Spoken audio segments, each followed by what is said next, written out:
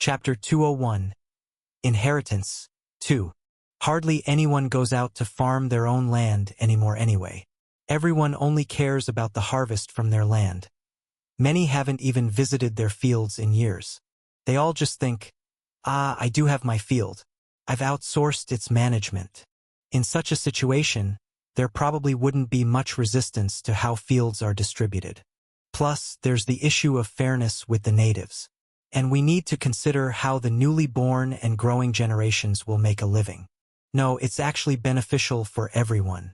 Initially, it's 50 hectares, but as generations pass and children divide the limited land among themselves, not much would remain.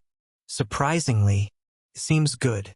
When people immigrate or are born, we give them land, and when they die, we reclaim it.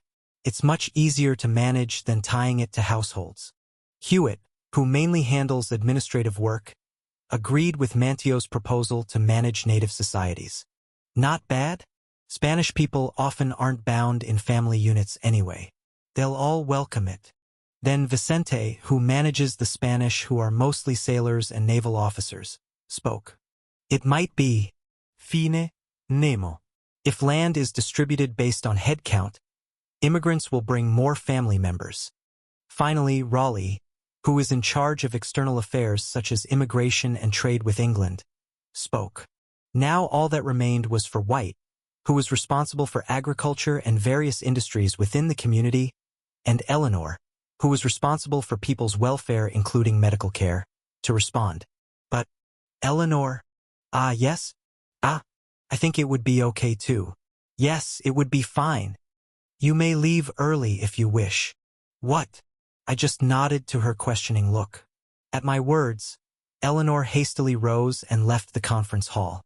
She didn't even leave a word of thanks, but no one reproached her for it. The situation warranted it.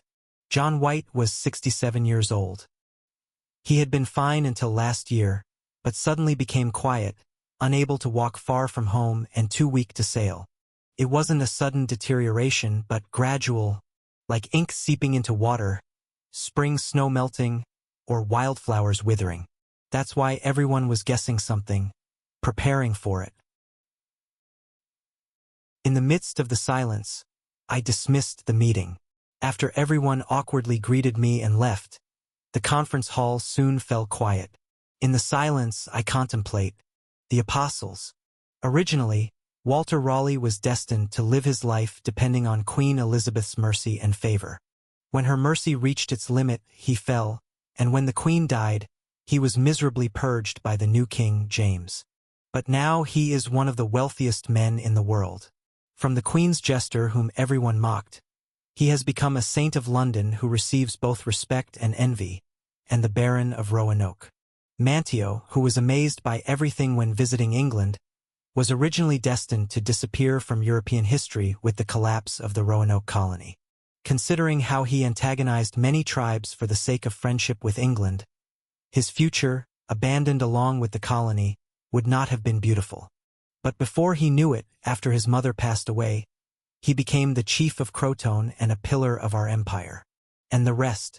At least Walter Raleigh made his mark in history as the Queen's favorite and a historical figure. Mantio too was recorded in history as one of the first Native Americans to visit England. But the others were destined to disappear from the pages of history with only their names recorded. No one was curious about Thomas Hewitt, a lawyer who plunged into the New World with ambitions of becoming a landowner. Few were interested in Vicente Gonzalez, the governor of a colony that collapsed due to England's invasion. Eleanor Dare was destined to be forgotten in history, leaving only the fact that her daughter was the first English person born in the New World. But they all became my chronicler, naval admiral, medical technician, and the cornerstone of our community.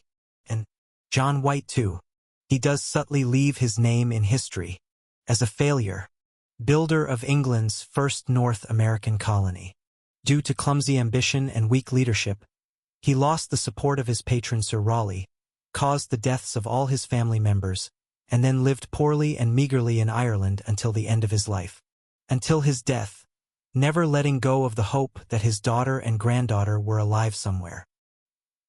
I prayed briefly for him, For one of the government leaders responsible for agriculture and various industries in our community. For a dying man. And for my apostle. Some time passed after that. A few days later, it was raining heavily.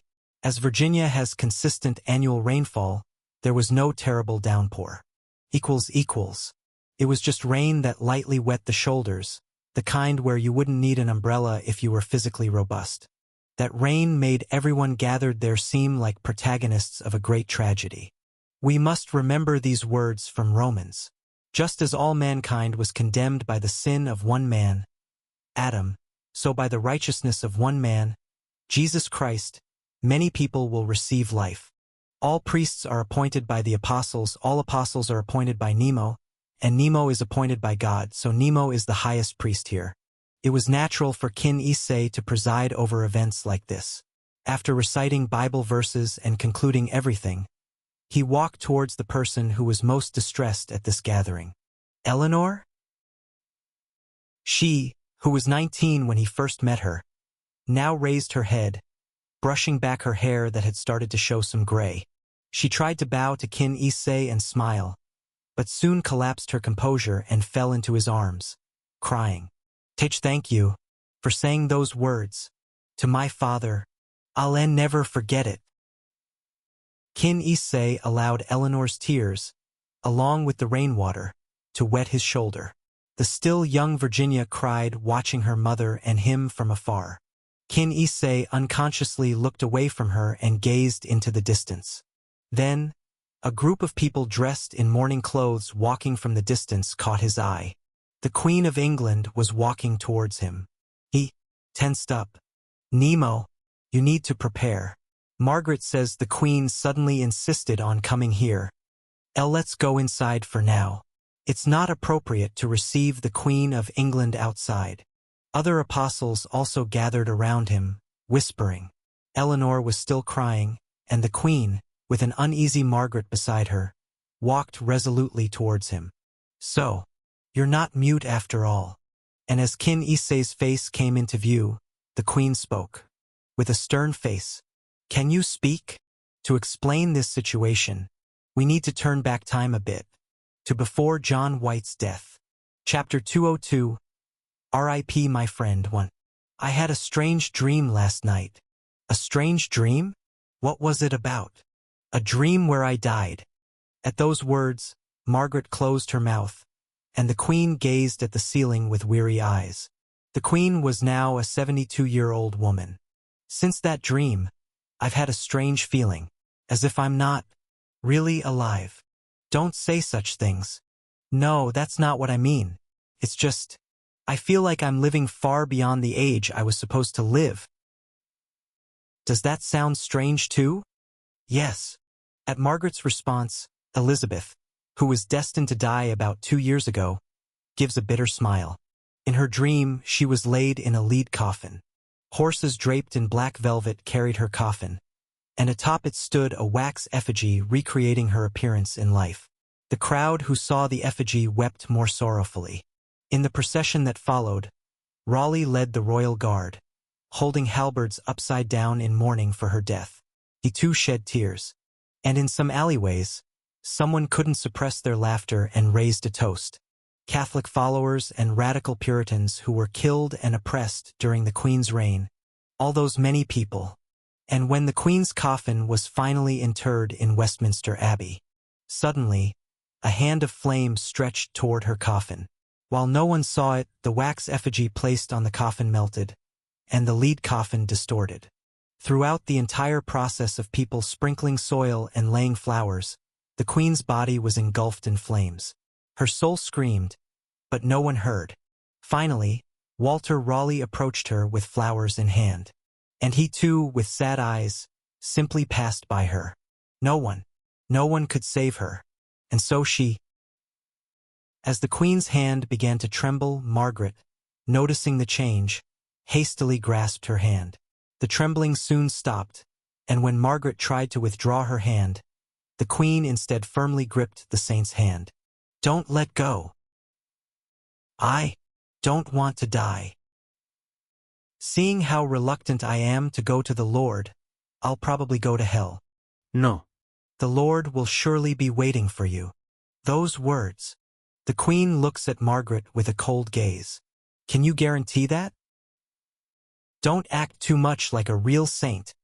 As the Queen relaxed her grip, Margaret's hand slipped free. Even if she hadn't relaxed her grip, Margaret could have easily withdrawn her hand. You're making me hope unnecessarily. Now the Queen was old. The strength in her hands was barely enough to hold on to anything.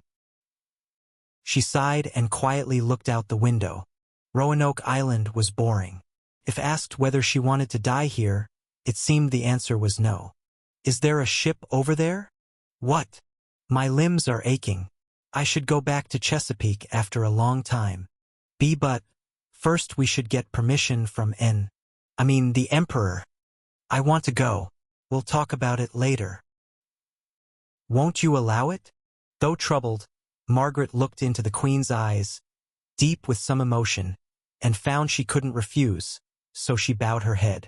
Because she was an elderly woman living close to death, it would be fine to grant her request just this once. That's what Margaret thought. Meanwhile, she wasn't the only European person in Chesapeake awaiting death. Europeans who crossed the sea to come here mostly weren't older than their 20s to 40s. Crossing the sea in an elderly body was something only someone as bold as Elizabeth could do. Most were like that. Hook. Dad? Are you all right? Eleanor. Hook.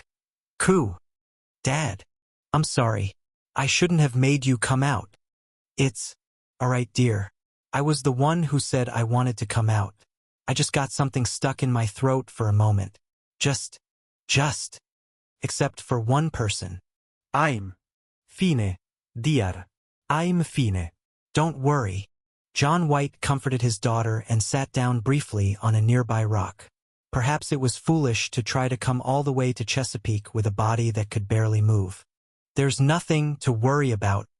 As he said this, John White looked up at the sky and unconsciously closed his eyes against the blazing sunlight. Silence was approaching beyond his eyelids. John White hurriedly opened his eyes without realizing it. He was afraid of that silence, afraid of the approaching darkness. Oh my goodness, Lord, how short is the time granted to humans? White inadvertently dozed off while sitting due to fatigue. His daughter and others moved him to a nearby lodging as he drifted between sleep and wakefulness.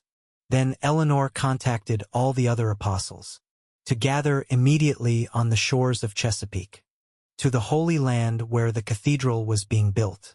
And so ships rose from various parts of the community's territory and reached Chesapeake again. People gathered.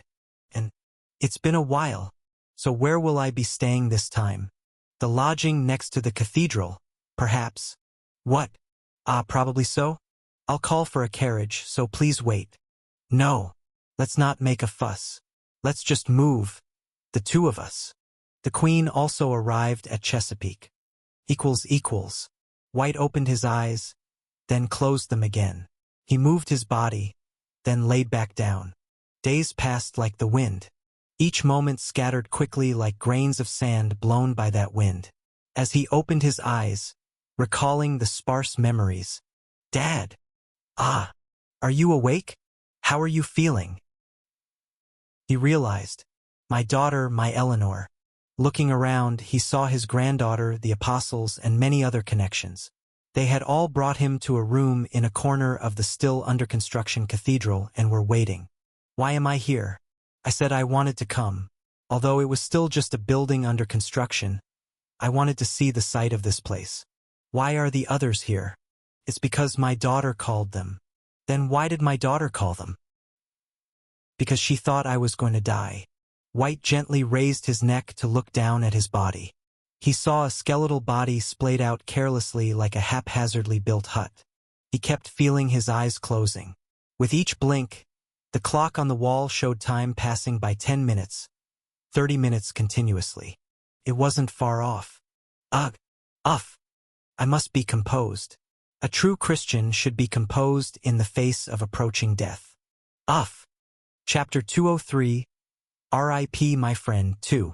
Just as Apostle Peter voluntarily asked to be crucified upside down for the Lord, just as countless martyrs simply obeyed the approaching calamity.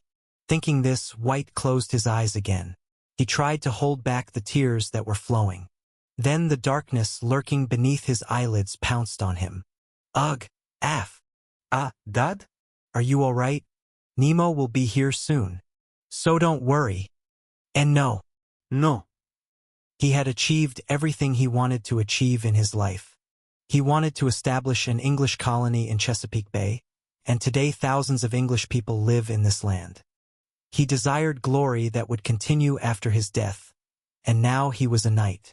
He became Sir John White. He wanted his daughter and granddaughter to live happily, and now Virginia had grown into an excellent young woman. But, still, he was afraid. Afraid that this flesh would rot and crumble. Afraid that this earthly life would end just like this. It's truly, truly strange.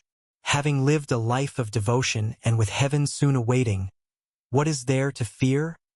Perhaps his feeling of fear is a sign that he won't go to heaven? Is it proof that he won't be saved? With that thought, a chill ran down his spine and tears flowed from his eyes. Everyone gathered there stirred in confusion. His daughter and granddaughter cried together. Still, White couldn't contain this sadness and fear. His hands trembled. If only all this would end right now. If only the Lord would take his life without him even feeling it. Bang! As the door opened, the noise instantly ceased. Everyone naturally stepped aside, creating a path between White and the door. The man who opened the door walks forward, receiving the twilight sunlight from behind, towards White, who was wailing while firmly gripping Eleanor's hand. And, Russell, Mr. White. He grips his shoulder. It's me. That one phrase was enough. White calmed his trembling body and, following the man's breathing, took deep breaths in and out to settle his mind. Throughout all these moments, he was looking straight into White's eyes. Yes. Ennemo. Shoo. It's all right. You don't need to raise yourself to greet me. At those words, White suddenly realized what unseemly behavior he was displaying and blushed. What had he done? Hadn't he been crying, clutching his daughter's hand, saying he didn't want to die in front of everyone? How shameful and, is it blasphemous? What? How shameful and blasphemous is this? To fear the end so much. He glances at Eleanor and gestures for her to step back. As his daughter hesitantly withdraws, he takes her place and holds White's hand. See, can you tell me if I can be saved? That I'll meet my wife and someday happily walk in his courts with everyone here under God's authority. I know. I know how foolish I sound. Only the Lord knows who will be saved. So how dare I ask you, his messenger? But I'm so afraid. Perhaps I might go to hell. I haven't always lived so righteously. That's why I'm so afraid. I'm so afraid. White whimpered like a child and thought he would be scolded. Yet he couldn't stop speaking. As he poured all this out while looking into his face, he couldn't read the emotions on his face. He couldn't find anything beyond the usual calmness. He couldn't tell whether he secretly despised White, or mocked him, or was angry with him, or pitied him. Therefore White was afraid. Because he couldn't know. Because he couldn't know what comes after death, he was afraid. Now Nemo is opening his mouth. White was afraid because he didn't know what words would come from his mouth. And he speaks. I do not know. What? I do not know if you will be saved. At the answer that came so naturally, White's tension suddenly released. As his upper body was about to fall backward, he supported White's shoulder with a firm arm. I know too. I know that I too must submit to death. Is that important? What? Is it important whether you go to heaven or hell? White was about to faint at the words coming from the angel's mouth. Is that important? Is it important to go to heaven, to head towards the Lord's side and be saved on the final day? What in the world could be more important than that? Do not fear hell. At that moment, everyone's breath stopped. Silence. but not a sharp silence. Rather, a warm silence like freshly squeezed milk. In that silence, he speaks again, in such a gentle voice, in a tone as firm as rock and full of conviction. He speaks. Also, do not hope for heaven. In the quiet silence, he spoke like gentle waves. But the content of his words was a wave as big as a house. Everyone was astonished at the seemingly blasphemous words and kept their mouths shut. White wished he could close his eyes and ears. Words he never expected to come from an angel's mouth were pouring out. What do you mean? White squeezes out his voice painfully with his eyes tightly closed. Then his hand brushes White's forehead, full of cold sweat. I know that you have lived an excellent life. Remember only that. How could that be more valuable than eternal life? Because it is momentary, it is more valuable than eternity. At those words, White's eyes open. Because the being before him lives in eternity, because it is coming from such a being. Remember only that. You have lived an excellent life, so you just need to remember that. At those words, White was speechless. Your tombstone will say that you were an excellent father and grandfather. I will engrave it myself. Between White's tearful gaze, someone's smile shone. It was an angel's smile. It's natural to fear death. Some call those who are confident of heaven and willingly embrace death faithful. That may be so, but my thought is different. Clearly, precisely, each syllable from his lips falls in drops into the heart. Death cannot but be feared. His words that fell on the heart seep under the skin. They pass through bones and blood vessels and reach the heart. So I will stay by your side, as your neighbor. The heart, soaked with his words, slowly begins to beat. The focus of both eyes blurs. Don't worry, I will be by your side. Those words did not melt away the fear. It was still fearful and terrible. This body will rot and crumble until the final day. But, White blinks to shed tears, and in the clear vision he sees the neighbors of Crotone, the community people who were indebted to him, the apostles, Eleanor, Virginia, and the light can be seen. Equals. The eyes of a man lying down closed for the last time. They never opened again. Equals. The eyes of a woman leaning against the wall, secretly eavesdropping, trembled. Her two eyes trembled frantically. The Queen had heard. Chapter 204. His Messenger 1. Slowly, the warmth felt in White's hand fades away. I grip his wrist. No pulse can be felt anymore. I bring my ear to his chest, equally silent. Looking around, almost everyone remained motionless except for a couple of people. Scratch. As if entranced, Hewitt was writing down what I had just said. Mom. Virginia, her face full of tears, leaned into Eleanor. And Eleanor was looking at me, and then turning her eyes toward her father's body that had just left this world. Then back at me. Father looks peaceful. She opened her mouth. He was really very anxious before. Tears pour from her eyes, and from Virginia's eyes as she leans on her mother. Thank you, Nemo. Really, thank Y-. I only did my best. That was all I could say, and it was true. Am I an angel sent by God? Well, I was just trying to play a game when I fell here. With all sorts of transcendent abilities. Something supernatural did send me here. But I'm far from the kind of angel that Abrahamic religions imagine. Although it started with their misunderstanding, I've essentially deceived them to survive. But I couldn't cover someone's death with false comfort. So I spoke only the truth. I was there for him. That was my best. Sometimes such seemingly small actions are the best we can do in certain situations. Soon, we'll need to hold a funeral, so let's call the undertaker. Everyone, let's prepare for tomorrow. I make the sign of the cross, and everyone follows suit.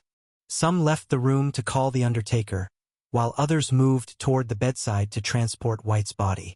Eleanor and Virginia wiped their tears and joined the latter group. As I stepped outside, I heard rustling sounds from the adjacent room. When I turned my eyes, Hewitt tilted his head and said, There shouldn't be anyone staying there. Perhaps they're cleaning. Is that so? Yes, as far as I know. I turned my head. Well, let's go. So we left the cathedral with John White's body. Elizabeth Tudor, Queen of England. Sitting alone in the room, she froze in silence. She remained still without even making a sound of breathing. And she remained as quiet as a rock, long after the murmuring outside ceased and much time had passed. But separate from the silence her body kept, her mind was screaming in all kinds of uproar. She had already met him. He was a peculiar man. In his gaze, there was a mineral-like calmness. His tightly closed mouth and straight nose solidified a calm yet firm impression. A unique steadiness emanated from him like a body scent. All those elements had accumulated thickly like the years he had lived, forming a solid stratum. He was a solid person.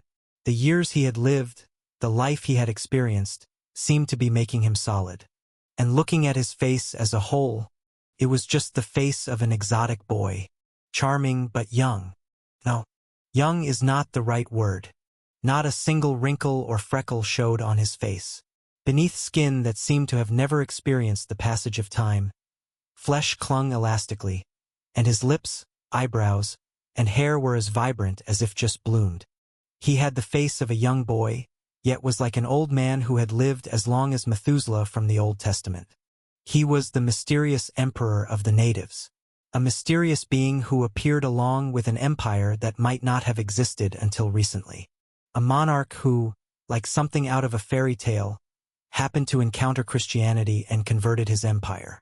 A sage fluent in Latin, English, and French, yet had never set foot on European soil. And a very young boy. All these elements coexisted in one person. Seeing such a person, the dying old man had said through the conversation heard beyond the wall, "Only the Lord knows who will be saved. So how dare I ask you, his messenger?" His messenger, he had said. No, let's not look away. Let's not list other elements in our mind while setting aside the most important one. You heard it, didn't you? Yes, I heard it. I heard the voice. That voice recited clearly in English, Latin, Greek, French, Italian, Spanish, Welsh, Gaelic, Scottish, Cornish. It resonated clearly in my ears in all those languages. And simultaneously, all those languages naturally merged into one meaning in my mind, as if forming one sentence. Like a mosaic. Swing. Why, Your Majesty? Did anyone come in here just now? Margaret, who had gone out to find food, hurriedly returned with a bread basket. She must have seen the group leaving the cathedral's doors. The Queen looked up at Margaret briefly, the saint who looked more suited to a dirt-covered farmer's wife's clothes than a lace-adorned dress. Elizabeth was about to answer that nothing had happened and she was fine. As she tried to compose herself, she belatedly felt it. Her hands, lips, and pupils were trembling. She clearly intended to say something else, to say she was fine, that no one had entered this room, but her mouth and tongue moved of their own accord, forming words. His messenger? Yes. If these words had no meaning, if they were merely a metaphor, she would tilt her head at me.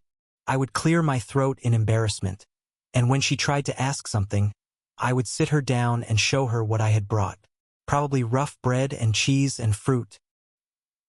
Why are you silent? Margaret's face hardens. Elizabeth's mouth moves again. Even knowing that once she uttered this phrase, there would be no turning back.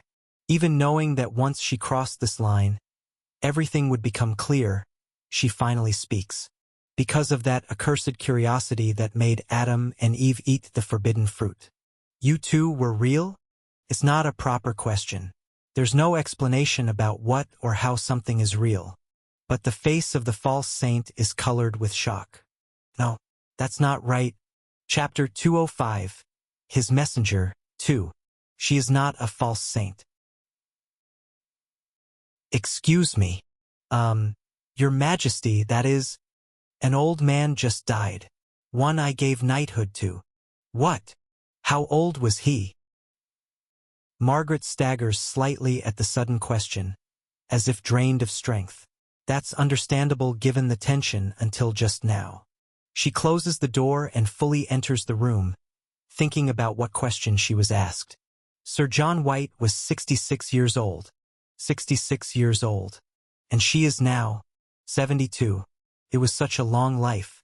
During the early part of that life, she had dipped her feet in numerous conspiracies and reached her hands into countless massacres to survive. Looking back, her feet were covered in filth, and her hands were stained with blood, but she walked on without caring. She was defiled in body and soul anyway. No, perhaps she was conceived from the beginning in a mire full of filth. It was just predetermined for her to live like this. To live like this and to die like this. To go to hell. As that great religious reformer John Calvin said, "Some are destined to be cursed eternally." That is frightening. It is out of fear of that fate that she lives so tenaciously. She would rather have wished for the absence of both heaven's glory and hell's punishment. She wished that the sky was empty and the earth full of minerals, as the audacious atheists that Raleigh brought around would say. But, do not fear hell, someone said. Also, do not hope for heaven. Words difficult to imagine coming from a Christian. Death cannot but be feared. Elizabeth had been taught all her life that the death of the flesh was a trivial thing not to be feared. She had been taught that what one should truly fear is when one's body and soul depart from the Lord's light and suffer eternal torment. He denied that teaching. And then what else did he say? You have lived an excellent life, so you just need to remember that. Nonsense. And it doesn't even apply to me. Your Majesty, what did you just say? Ah. After a string of nonsensical statements, all she can do is laugh hollowly. Ah, not even funny. His messenger? A saint? It's okay to fear death? Don't fear hell? Because it is momentary, it is more valuable than eternity. To say a momentary life is more valuable than eternal life. Ha! Truly absurd. The Queen takes a deep breath and rises. Margaret, who had been frozen, painfully approaches the Queen and bows with tears in her eyes. She is trembling with tension and fear. Elizabeth strokes her trembling shoulders with her wrinkled hands and says, "Oh, Margaret." She lifts her chin to make eye contact with herself. And the Queen speaks. "May I attend the funeral?" Equals. Builder of the first English colony in Virginia. A member of the 6-person council governing the Virginia community. An apostle. Naturally, when news of such a person's death spread, many people gathered. Many gathered in front of his villa in Chesapeake, and the flower shops in the newly established shopping district closed because they ran out of flowers. All those flowers were placed in front of one man's coffin. Those close to him threw flowers around the still open coffin, whispering final words to the deceased. And therefore, as by the offense of one judgment came upon all men to condemnation, even so by the righteousness of one the free gift came upon all men unto justification of life. Romans 5 verse 18. My sermon begins. We must remember these words from Romans chapter 5. Just as by one man's sin, Adam, all humanity was condemned, so by the righteousness of one man, Jesus Christ. I quietly recite what I had hurriedly written down and memorized last night. To become a Christian is like asking to live a life like Christ.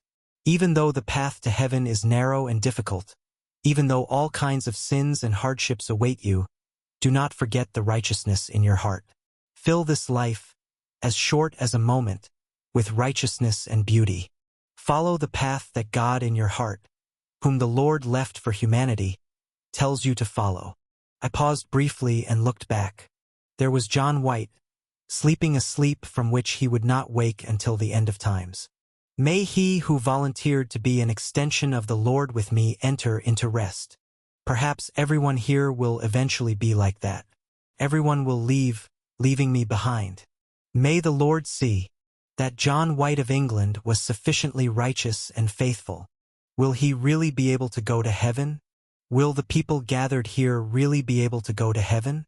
Does the God they believe in exist? I couldn't know anything. Amen. Amen. Amen. I bow my head. Suppressing something hot that rose to my throat, I looked at the ground. Then everyone follows me, bowing their heads and quietly reciting prayers for the deceased. Eleanor looked at me and wept. As I looked into the distance, I saw someone who shouldn't be here. So, you're not mute after all. At those words, I felt as if my breath had stopped. Regardless, she approaches closer, with a dignified, bitter smile on her face, just like last time, still with an elegant gait, a regal gait. Finally, the Queen of England stands before me. Can you speak?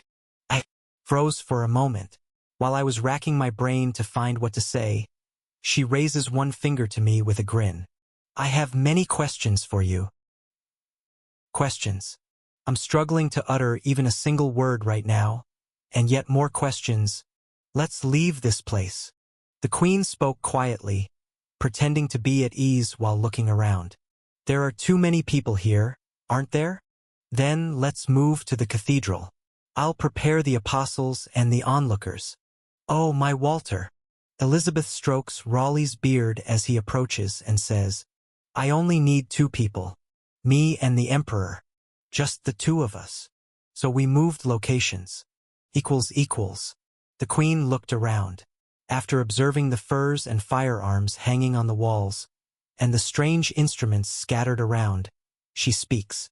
This is your government's meeting place, they say, where Parliament is held, and where government leaders communicate with you. That's correct. Didn't I already say I know? Why use written communication? Chapter 206. His Messenger, 2. Fine. Yes. If that's more comfortable for you, do as you please. Thank you for understanding. How strange. The meeting Elizabeth had imagined was more dramatic and unconventional than this. She had planned to reveal his strange identity, and to get on top of his head, to dominate the man before her.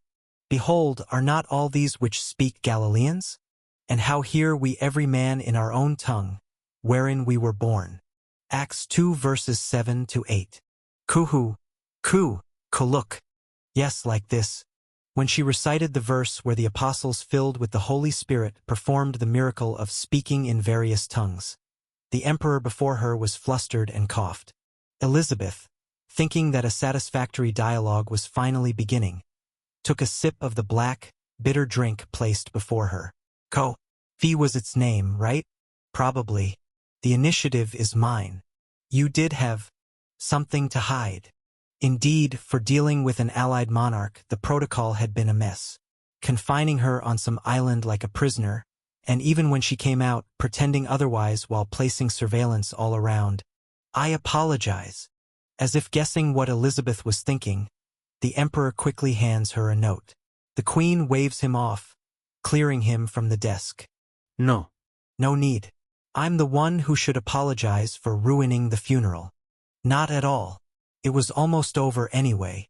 That's fortunate. The pleasantries are more or less over.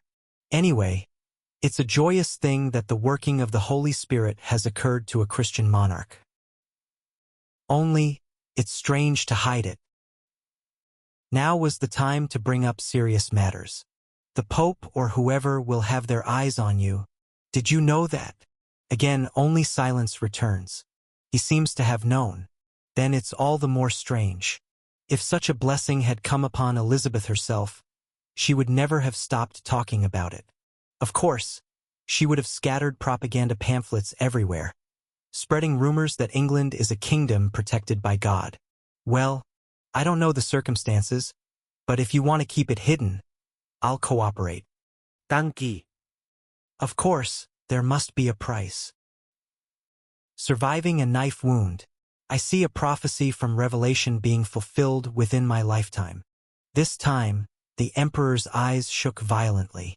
Even without him writing, she could tell what he was saying. How did you know that? That's simple. Just spend a day walking around dressed as a farmer's wife. And that's all. Isn't it? Margaret is too weak to stop me. From the moment I came here, it couldn't be hidden for long. Tens of thousands. It's impossible to control the mouths of tens of thousands of people. Ha ha ha. Another sip. Elizabeth realizes her hand is trembling slightly and frowns. Why am I trembling? When I'm leading the conversation, I can make my life on Roanoke Island much more luxurious by grasping this person's significant weaknesses. The Queen tried to make a joke, asking him to send some fancy furs while giggling, or asking if he'd like to form a choir alone since he incessantly speaks in tongues. But then she gave up all that, because she didn't come here for such jokes. She didn't even come to extort wealth using his weaknesses. She had something she wanted to know. His messenger, they called you. Silence. What is heaven like?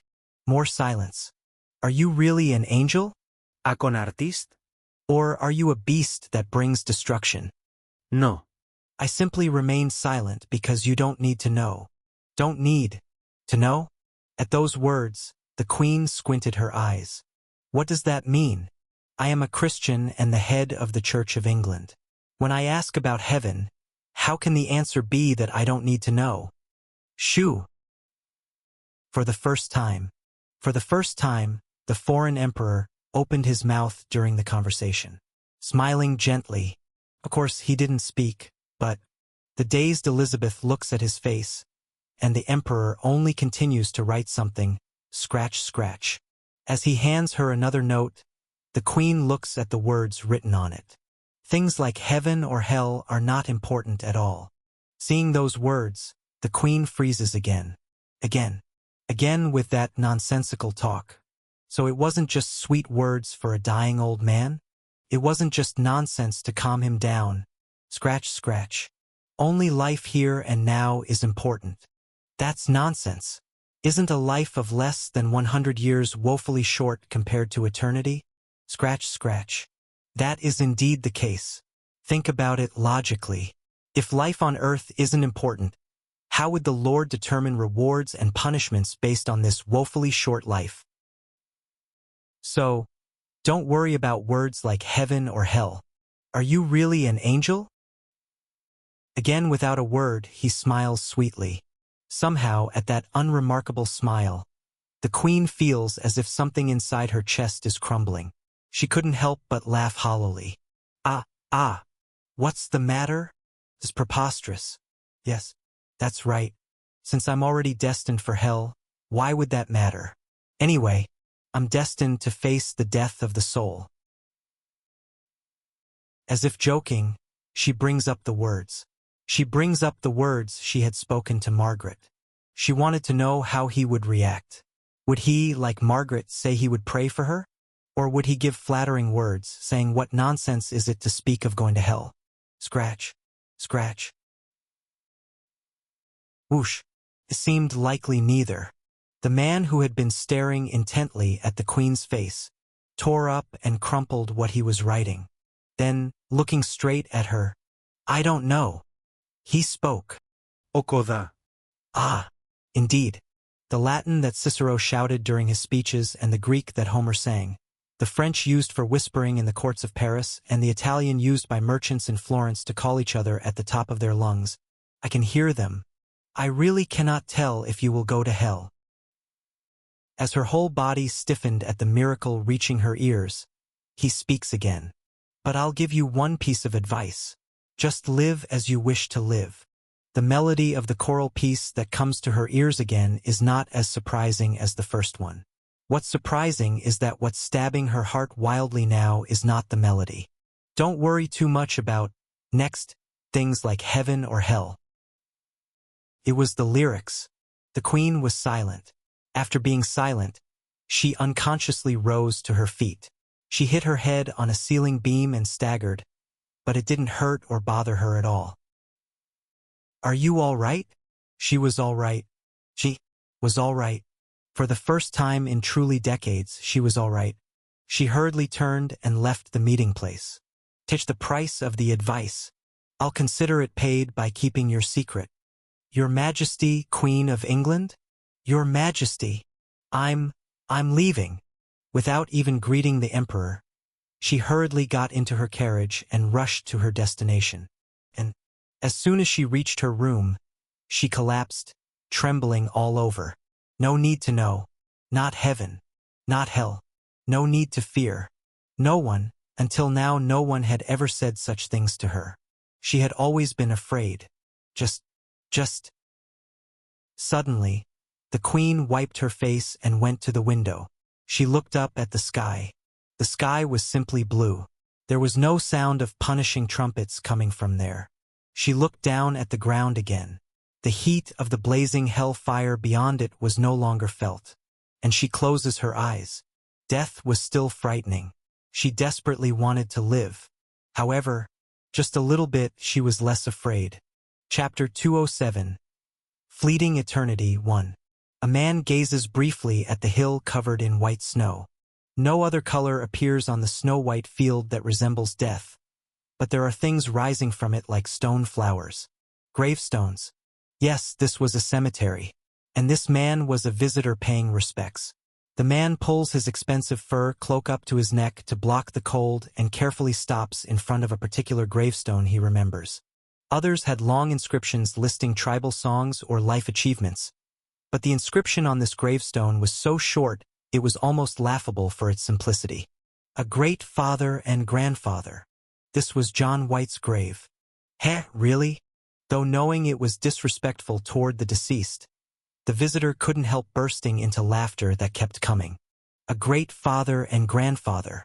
That short inscription was woefully inadequate to capture the story of a man who had built North America's first English settlement and sustained the Virginia community's agriculture. Above all, he was an apostle of a new era. A man who tried to spread his community and sacred commandments with a holy angel.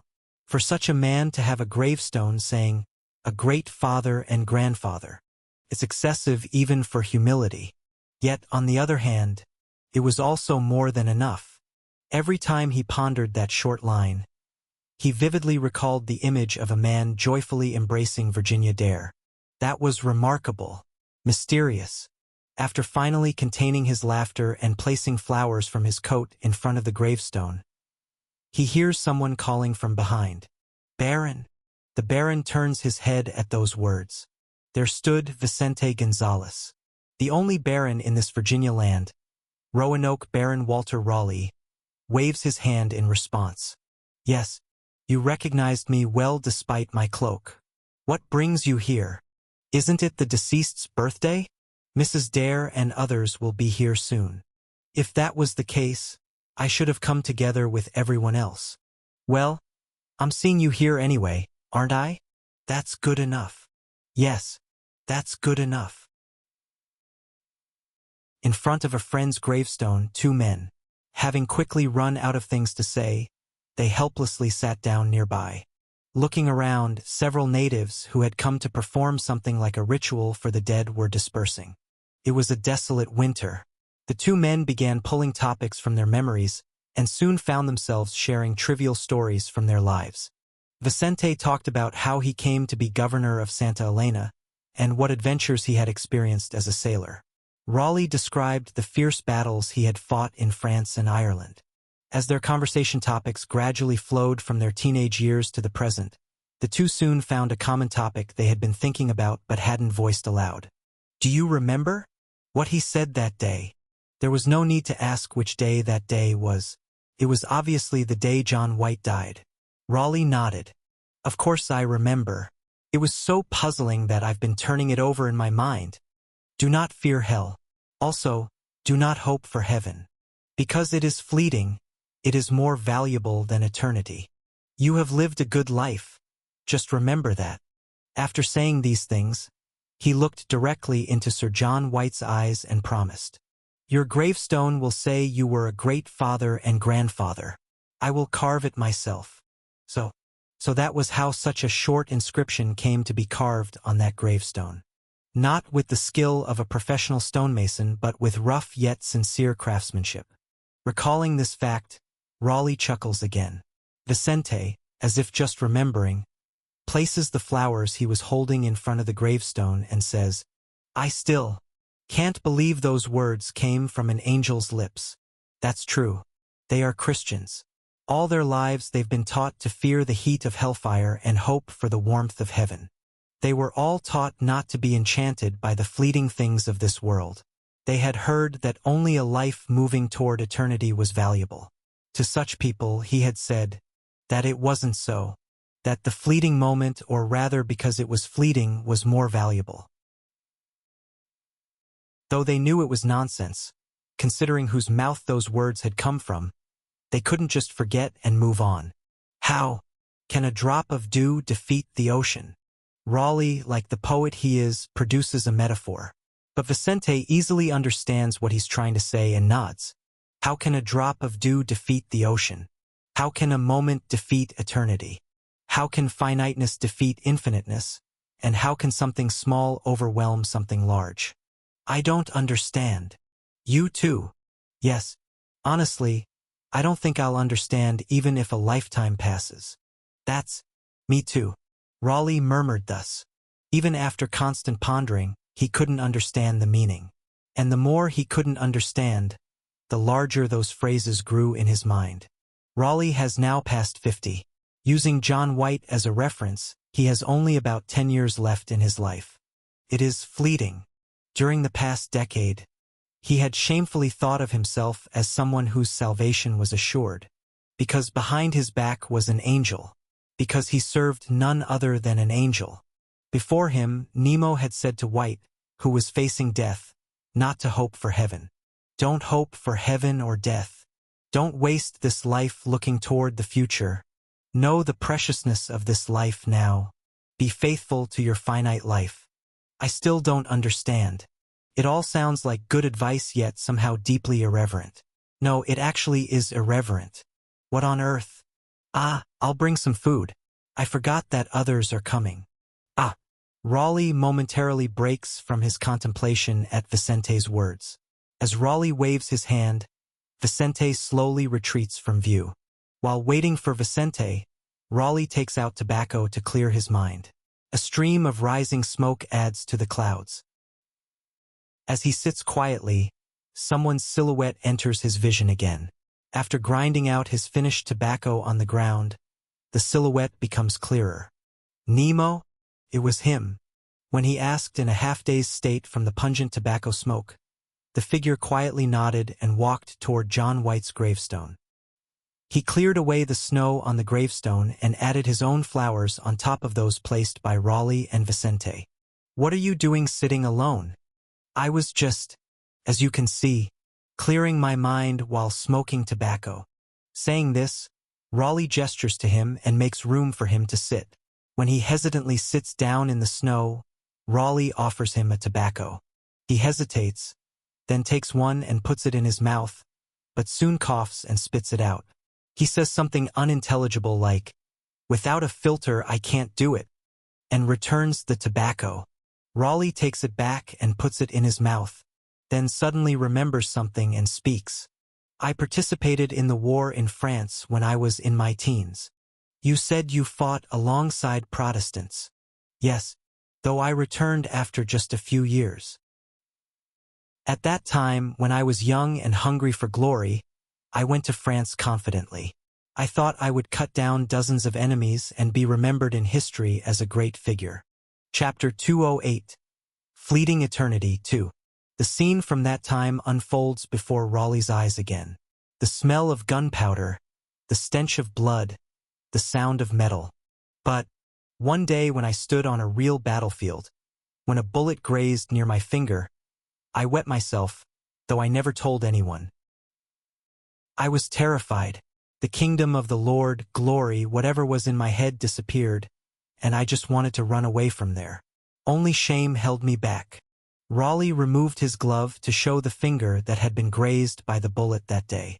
I've been ashamed every time I remember that day for my entire life. To fear death. I who claimed to go fight for the Lord's cause, was so scared and just whimpering. You were in your teens, weren't you? It's only natural. No. At that time, the Lord's kingdom seemed not far from my sight. Yet I was afraid, to fear going to the place all creatures yearn to go. Doesn't that make no sense? Raleigh feels himself getting increasingly excited as he speaks. For a moment, he looks at John White's gravestone. That friend is dead. In peace. Can I die like that too? Can I willingly accept death? I still want to live more. I want to survive. I don't want to die. I don't want to go to the Lord's kingdom like this. It's ridiculous. Look at the shallow sinfulness of this creature trying to take the fleeting and distance himself from eternity. It's foolish, like a child afraid of bitter medicine. Raleigh's hands begin to tremble. Life on this earth is but a fleeting moment. I know I must eventually go to the eternal kingdom of the Lord. But, out of fear like this Can someone like me go to the Lord's kingdom on the final day? Can I be saved in the distant future? You'll say you don't know. Of course, salvation is beyond his domain. Thinking this, Raleigh discards his burned-out tobacco and reaches for a new one. You can go. When he speaks, Raleigh unconsciously drops it. What did you say? You can go to God's kingdom. Even one who fears death can. Raleigh hurriedly turns toward him. Then he was looking at the sky, with slightly trembling eyes. Because God's kingdom is not in heaven. Because it is not in the distant future. This place frightens me. The cemetery frightens me. I think I saw something like that in a drama before. That immortality isn't about living forever. It's about watching everyone else around you die. I saw John White's death. I will probably see the death of Walter Raleigh, who is beside me now. Vicente, Hewitt, Manteo, Eleanor, and even the still young Virginia will all die someday. I'll meet someone else and they'll die too. Only I will live. Only me. Fear grows like endless weeds in summer fields. No matter how many times I pull them out, they grow again. Don't know anything. I'm gradually becoming afraid of life. I fear life, and I'm terrified of being thrown into eternal time and left alone. God's kingdom is never solely in the distant future. It is not only far away, yet I'm babbling on. Whether I really understand the meaning, I'm just reciting some plausible passage from a theology book I read every night. Unknowingly, everywhere the Lord's authority extends is the Lord's kingdom and heaven. Where people who follow the Lord's will live is the Lord's kingdom. As other kings do, so does the king of this world. I was somehow sitting and listening intently to the words coming from my mouth, as if they were someone else's. Heaven is not far away. It's not somewhere I go after I die. The kingdom of God has already come upon you. Matthew 12 verse 28. The time is fulfilled, and the kingdom of God is at hand. Mark 1 verse 15. Heaven is already here. It has drawn near. God's kingdom is not only that which comes on the final day.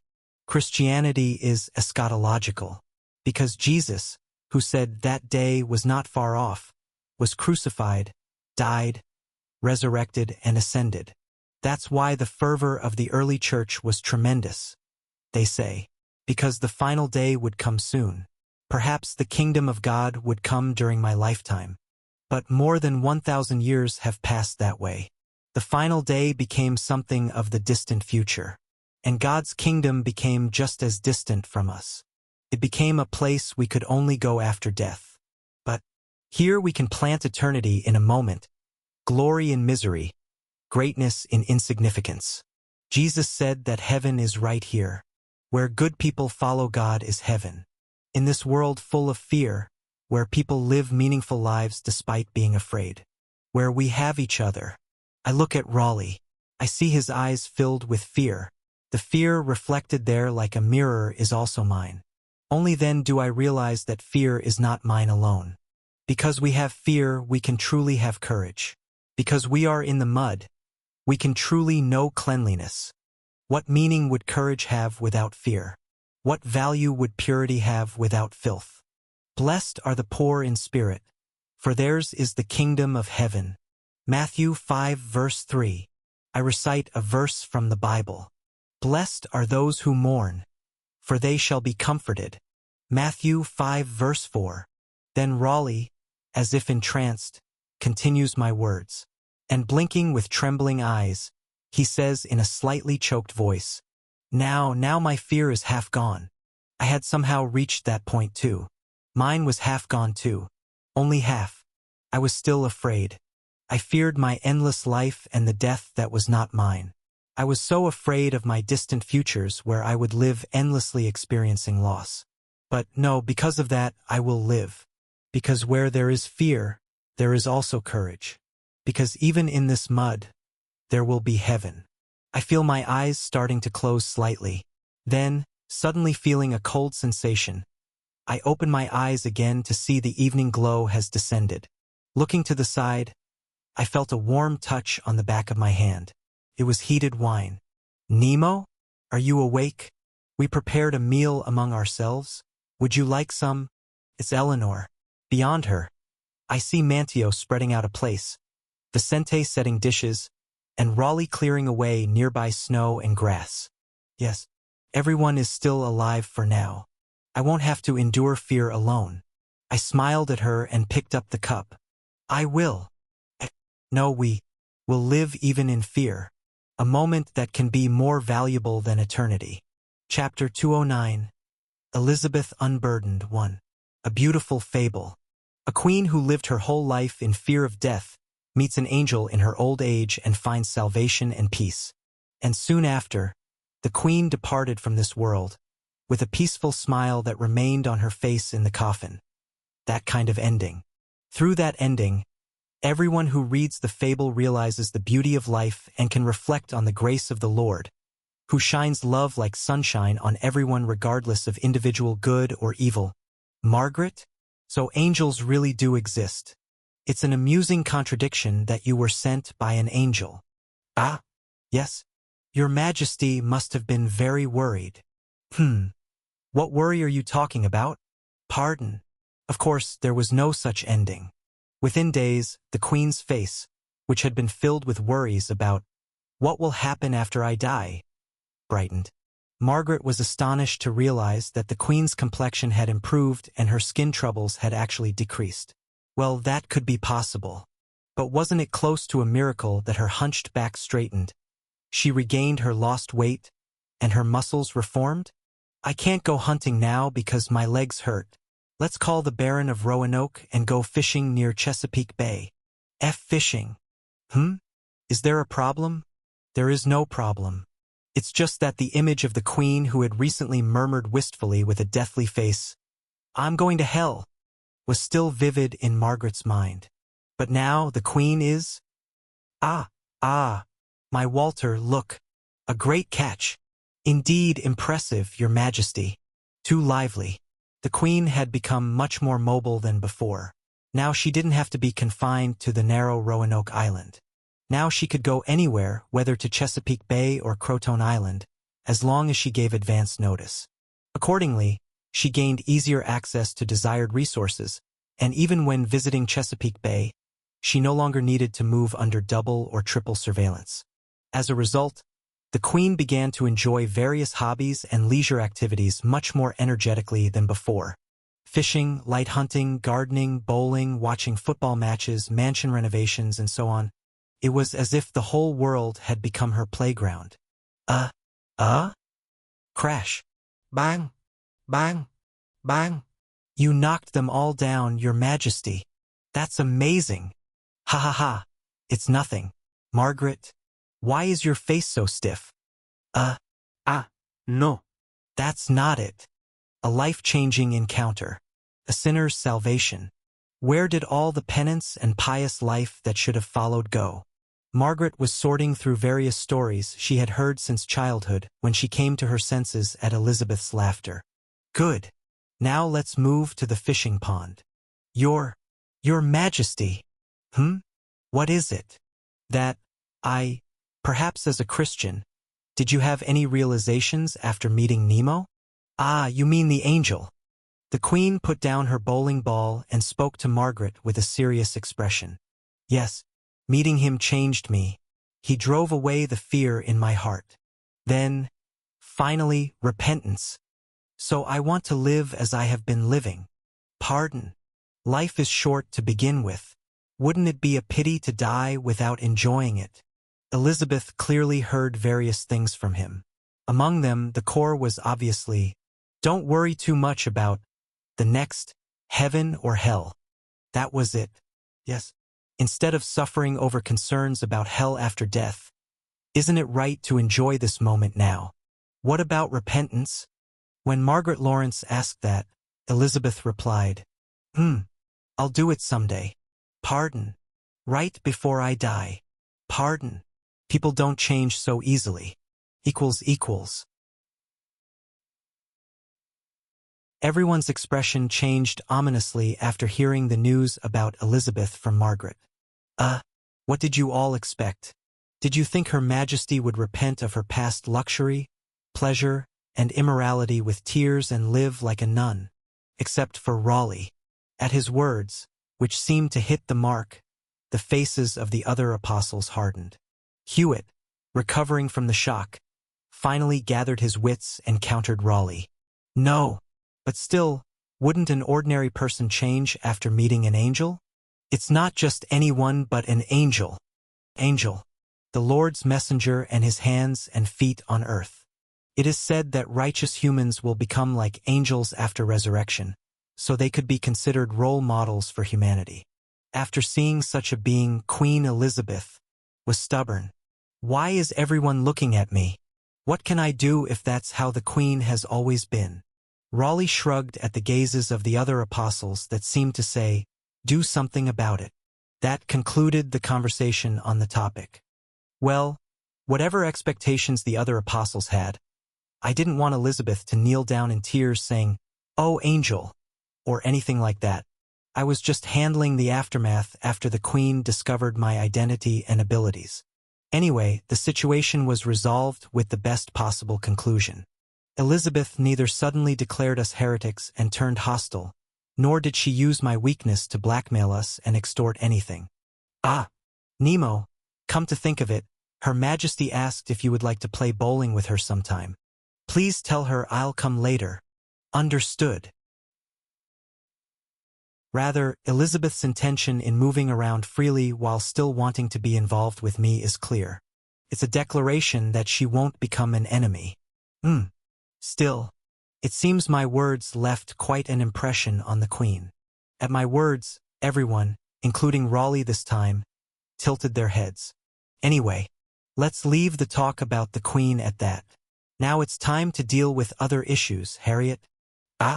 Yes, Nemo. Are the handover preparations going well? With those words, our topic shifted elsewhere, and everyone focused on other more important and urgent matters.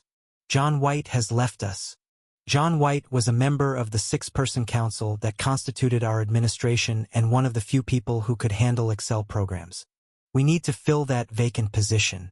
For now, Thomas Harriet, who knows how to use Excel, was urgently placed in the position to fill the administrative gap. But this is just a makeshift solution. Chapter 210. Elizabeth Unburdened 2.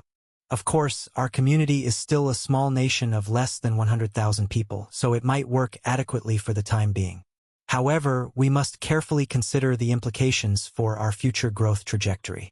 What happens when our population reaches 1 million citizens? What about when we expand to 10 million or beyond?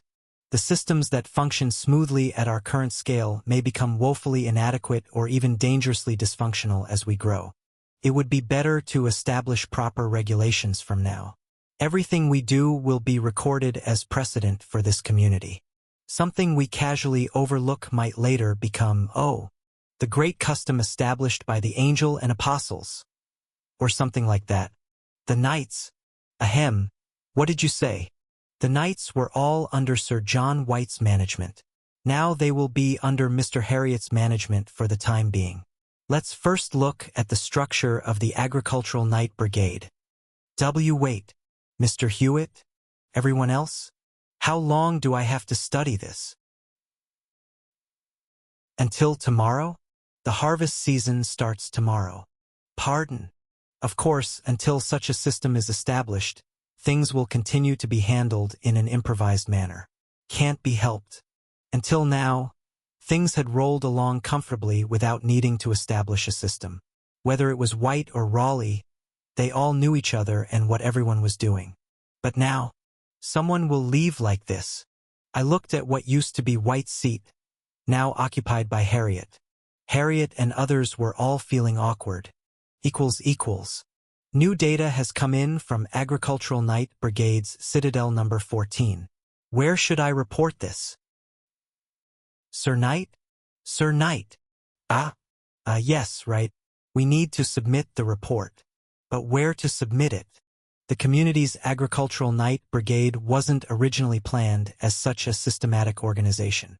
Kin Issei created the Agricultural Equipment Night title thinking of Japan's heavy equipment technician or industrial engineer certification systems. So the original intention was closer to a certification system. However, those who make tractors are craftsmen connected to the community, and the ownership of the tractors also belongs to the community. As a result, the Knights became like civil servants, and the Night Brigade naturally formed as an organization. From there, technicians with specialized maintenance and equipment production capabilities became separated from Knights, who handled operation and administrative management. As citadels were built in various places, the Night Brigade somehow came to be in charge of crop production and management as well. Somehow, the Agricultural Night Brigade was placed under the jurisdiction of Sir John White, who was in charge of community agricultural affairs, without giving it much thought. All of that process relied on coincidence, personal relationships, and improvisation. Had John White himself not been competent in agriculture and administration, it would have been even more chaotic. And he left. That empty seat had to be filled. We need someone to report to the central authority. Now that Sir John White is gone, we need someone to represent us. So they elected a Knight Commander to share the administrative duties that John White had handled alone. Knight Commander Oitoten organized several citadels into branches and appointed Knight Captains there. A system was slowly completed over several months where reports from each citadel were sent to their regional hub. Then the Knight Captains there compiled the data and sent it to the Knight Commander. Finally, the data organized by the Knight Commander is submitted to the 6-person council, where agricultural policies for the community are made. That was the newly established rule and system. Oitoten, you're the 2nd Knight Commander, not the 1st? Why? It's to honor Sir John White. For a moment, Kin Issei fell silent as he looked at the Knight Commander's office located in the center of the Chesapeake settlement. The official name was grandiose, something like the Grand Citadel. But Kin Issei seemed to prefer the nickname, Castle White. It was quite grand for a wooden building the size of a few connected houses. Kin Issei quietly nodded, congratulated Oitoten on his election, and walked on for a while. There stood the Parliament building and the council office. Passing the Parliament building, which was being renovated from wood to stone, and entering toward the council office, many people were running around preparing for a meeting. As Kin Issei took his seat at the round table with 7 seats prepared, all preparations seemed to be complete. Raleigh reported to him, "The recent situation in England is close to a disaster. .. Elizabeth slowly read the letter sent by Robert Cecil from Northern Ireland, frowning and tapping the paper. No matter how much she had put aside annoying chores to fully enjoy her later years, a queen is a queen. She couldn't abandon her essential duties. For example, understanding the political situation in Ireland and Britain through letters sent by her faithful Lord Privy Seal, Robert Cecil. There was a great flood in the Bristol Channel in January. It was now February 1607, and she was able to look at information from across the Atlantic after a month thanks to Virginia-made clippers. Yes, Your Majesty, thousands died, and the losses of livestock, houses, and farmland are immeasurably enormous. 30 villages were damaged, making public sentiment very grim. Flutter. Fortunately, last year was particularly warm, so the harvest wasn't too bad. You probably don't need to worry too much." Despite the messenger's words, the Queen felt an inexplicable ominousness. How are the Catholics moving? The letter only says very serious. Well, because King James has intervened a lot in the intelligence network within England. I have a bad feeling about this. The Queen read a name in the report and felt her intuition sounding a relentless warning. Tell the Earl of Salisbury, Robert Cecil, to investigate this man. Ah, understood. Then I'll take my leave.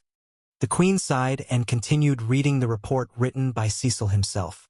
That name from earlier kept catching her eye. Guy Fawkes. == Nemo, is that really true? Yes, it's true. Historical facts can change due to the butterfly effect, but nature doesn't change so easily. Therefore, conclusion. In 1607, a great cold wave will occur. Chapter 211, Winter's Bite 1. From late 1607 to early 1608, a great cold wave swept through Europe, North America, and other regions. In the original history, Jamestown would be starting to be built around this time in this area. Because of that, we can know whether this cold wave also affected the North American region. Because conflicts with the Powhatan tribe, failed farming, and the terribly harsh cold that tormented them are recorded in their early settlement history. The sea froze over, and even when they lit fires on the ice, it wouldn't melt. People amputated their frostbitten and rotting limbs and slept huddled together like beasts. It said that even cannibalism occurred. Then what about Europe, which had more people and better defenses? Similarly, people froze to death in various places, and trading ships stopped as the North Sea filled with icebergs. Even in Spanish and Italian cities, famous for their warmth and mildness, people froze to death, and lakes and rivers completely froze over in heavy snowfall. Roads were cut off by snowfall and buildings collapsed. And thus winter continued from March to May. Winter had devoured spring. The catalog describing the above had a dry writing style, but the phrase "a cold that might occur once or twice a century" sent chills. There would not be another such cold wave for decades to come. I don't think the grape harvest will be properly done this year. Let's stockpile as much wine as possible for now. The same goes for food. We need to relay this information to Oytoten and the Night Brigade. Fortunately, we had the catalog and I was here to read it. Moreover, we're now cultivating vast lands that can feed hundreds of thousands with tractors, with a population of about 100,000. It's not easy to starve to death no matter what famine strikes. Cold, furs and firewood are abundant everywhere. We can adequately prepare for the cold wave and famine. But what will the situation in Europe be like? When I asked, everyone fell silent and lowered their heads. In our hands was Bacon's report on the situation in England, Ireland, and other places. What about Europe, especially England, Scotland, and Ireland, which trade most closely with us? Can they properly prepare for the cold wave? I carefully read Bacon's report on the situation in England once more, and concluded, the British Isles are now chaos itself. You all, what are you saying? Exactly what you heard. We're wondering if perhaps you're trying to become the King of Ireland. Can you take responsibility for those words? Can you take responsibility? Ireland was a series of chaos even after the immediate victory. The meetings convened by various nobles from all regions faced difficulties day after day. Earl of Tyrone, you originally only demanded self-governance for Ireland and the position of governor from the Queen of England. Right? If you truly intended to liberate us and expel those who don't follow the Lord's true words, you could have done so. This fellow has just risen out of lust for power. These were absurd words to Hugh More O'Neill, the Earl of Tyrone and leader of the Irish forces. Should he have eliminated any room for negotiation from the beginning by demanding recognition of Ireland's independence and telling England to get out of Ireland? They weren't in such an advantageous position back then. Moreover, most of them didn't properly resist England at that time. They were just latecomers who joined after momentum built up. O'Neill tried to persuade them by mentioning such points while suppressing his anger, but they were unmoved. From the beginning, their purpose was to prevent Hugh More O'Neill from becoming the King of Ireland. Then who should become king? Me. It should be me. I should be the monarch of the new Irish kingdom. Therefore, there was no way the Irish forces could properly unite to conduct the war. It was all because the war had continued for too long, dragging on. It was because all kinds of riffraff who had no intention of joining the rebellion in the first place had gathered to the point of all claiming their share. English forces still remain. Yet the behavior of those acting as if they had already won disgusted the commanders O'Neill and Hugh Ruat O'Donnell, as well as the Spanish commanders. As a result, they fell into premature distribution of merit and division in a war that hadn't ended. Without anything properly changing, they had to endure multiple famines and disasters. It was terrible news for the Irish farmers who had joined the war hoping for freedom to worship as the Catholic Church wanted and liberation from foreign landlords. Then, amid the revealed internal divisions in Ireland, what are the English doing to stab them in the back? Are they preparing to impose the yoke of oppression and exploitation on Ireland once again? FL floods came several months ago, and I still haven't recovered my home. Please be charitable. It doesn't seem so. Wah! Give back our commons. Aren't those filthy nobles taking our land and putting up fences? Let's break down those fences. Rather, arg. It's a riot by Catholics. Freedom of faith. Death to the infidels who oppose the Pope. There were difficulties. First, due to the massive flood that occurred around January 1607, southwestern England and Wales were in a cauldron of chaos.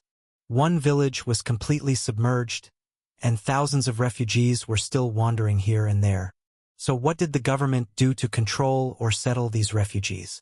You are to follow His Majesty the King's orders.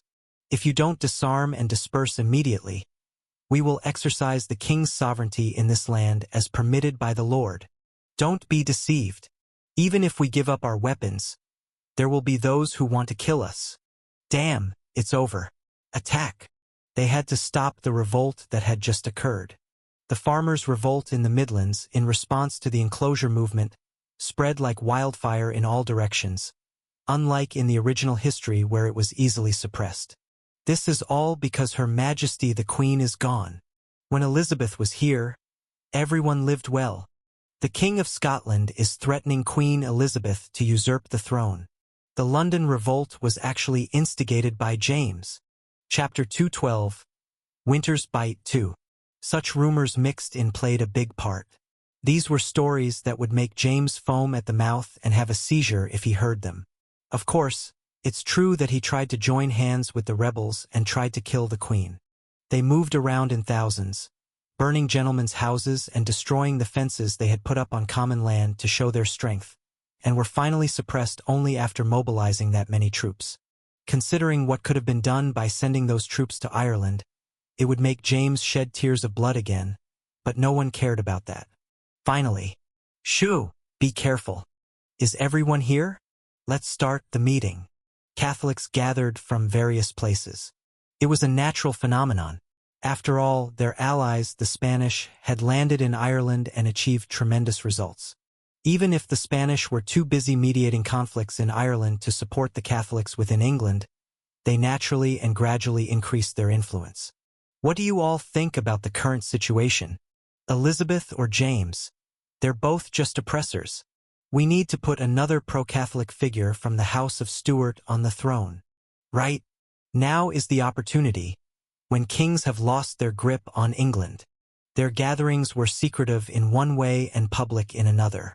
In secret alleys, basements, and inner rooms, they secretly gathered allies, drew blueprints for various conspiracies, and prepared resources for terrorism. They're Protestants. Catch them. And in public squares and main streets, they alerted citizens to their presence and gathered support through minor riots and defiance. Incidents of Protestants being killed or lynched became frequent. It seemed as if a complete state of anarchy had descended upon England. At the same time, what do you think, son? Well, everyone's confused, right? We need to establish order. That's right. At times like these, we need to grow our influence. For our family's sake too. Extreme Protestants began arming themselves across the country using this as justification. The rebels in London were playing house by holding their own parliament and court amid the chaos, and James, who should be checking and overthrowing them, didn't have the capacity to do so. In that chaos, a father and son from a wealthy gentry family in Huntingdon whispered something to each other. Their names were Robert Cromwell and Oliver Cromwell. And so, the ambitions, aspirations, anger, and interests of countless people became thoroughly entangled. In the midst of that, a terrible political labyrinth that no one could touch was created in England. It was unrecognizable as the country that had been thriving while engaging in a somewhat even battle against Spain, Europe's strongest country until just recently. In the midst of all that turmoil, Your Majesty, Queen Elizabeth has released more furs again, for prices are fluctuating. Wine exports have plummeted since France started trading independently. We need to redirect trade routes to the North Sea region immediately. Ugh! Ugh! James VI of Scotland gritted his teeth and was buried in administrative work pouring in from various places. The commotion Elizabeth was causing from across the continent. The commotion happening as Virginia moved. The commotion as Scottish lords joined hands with Elizabeth and sharpened their knives against the royal family. And the commotion happening as all kinds of troubles in England became entangled again. He reached the point of collapse every day trying to handle all of these things. He cursed Elizabeth, who had given him these trials, day and night. And he told his young son, "My boy, in the end, administrative ability is most important for a king. And don't neglect Scotland. In the end, those English can't be trusted." Yes, father. Charles Stuart, who would later become Charles I of England, thus learned important life lessons. Considering that he was hit with a rebellion for ignoring Scotland, and then hit with the parliamentary rebellion while dealing with that, ultimately losing his head, they were truly valuable lessons. It's chaos. Terrible chaos is occurring all across England, Scotland, and Ireland. Especially in England. Oh my. It's commonplace for Catholic and Puritan mobs to occupy the streets in broad daylight and fight wildly. It's questionable whether it can even be considered a country anymore. In the midst of this, even if I were to tip them off about the coming cold wave, what could they do? No, if suddenly during the Heian Uprising, the Emperor of Australia, self-proclaimed, told Shogun Tokugawa Iemitsu prepare well for the cold wave. Would that be believable? Wouldn't it feel like a conspiracy of the rebels? Especially if I'm an ally of Elizabeth, who has become James's political enemy. So the prevent disaster by warning in advance operation was put on indefinite hold. We needed to find another alternative.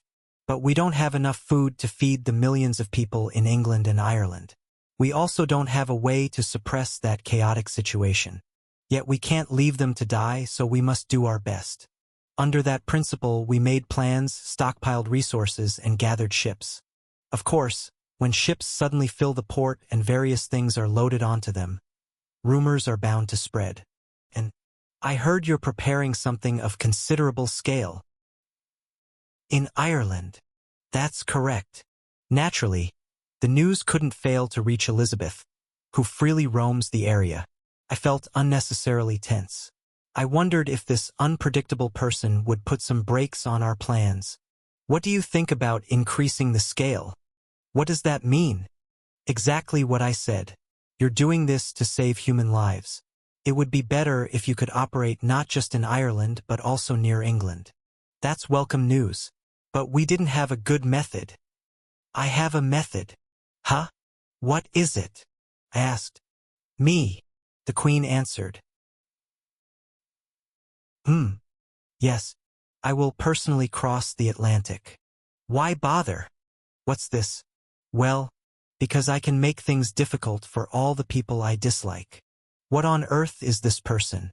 The Queen smiled somewhat maliciously. Chapter 213. Prank 1. You say Her Majesty the Queen has volunteered to help. Yes. And personally at that. Yes. Raleigh stiffened his face upon hearing my words. Did she propose anything in return? No. She said she could make those she disliked suffer and offered to help us without any conditions. That's strange. Is it? Why do you say that, Walter? Raleigh tilted his head for a moment and said, No, it's just strange. What is? Her Majesty truly offered help without any conditions. Now that you mention it, Her Majesty is someone who ruthlessly extracts something when there's an opportunity to gain from the other party. Knowing this, Sir Drake offers most of his piracy profits to Her Majesty, and I too share a significant portion of my trade income with Her Majesty. I'm well aware she's that kind of person. Then why would Her Majesty do this?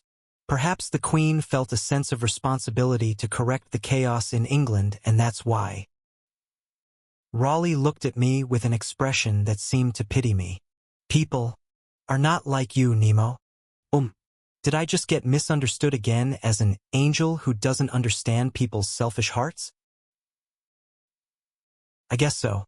While I was in a daze, Raleigh continued with a sigh. To begin with, these matters should be handled by Co-King James. If Her Majesty returns to Britain, it's obvious that he will try to kill her or check her power. Then what can she do?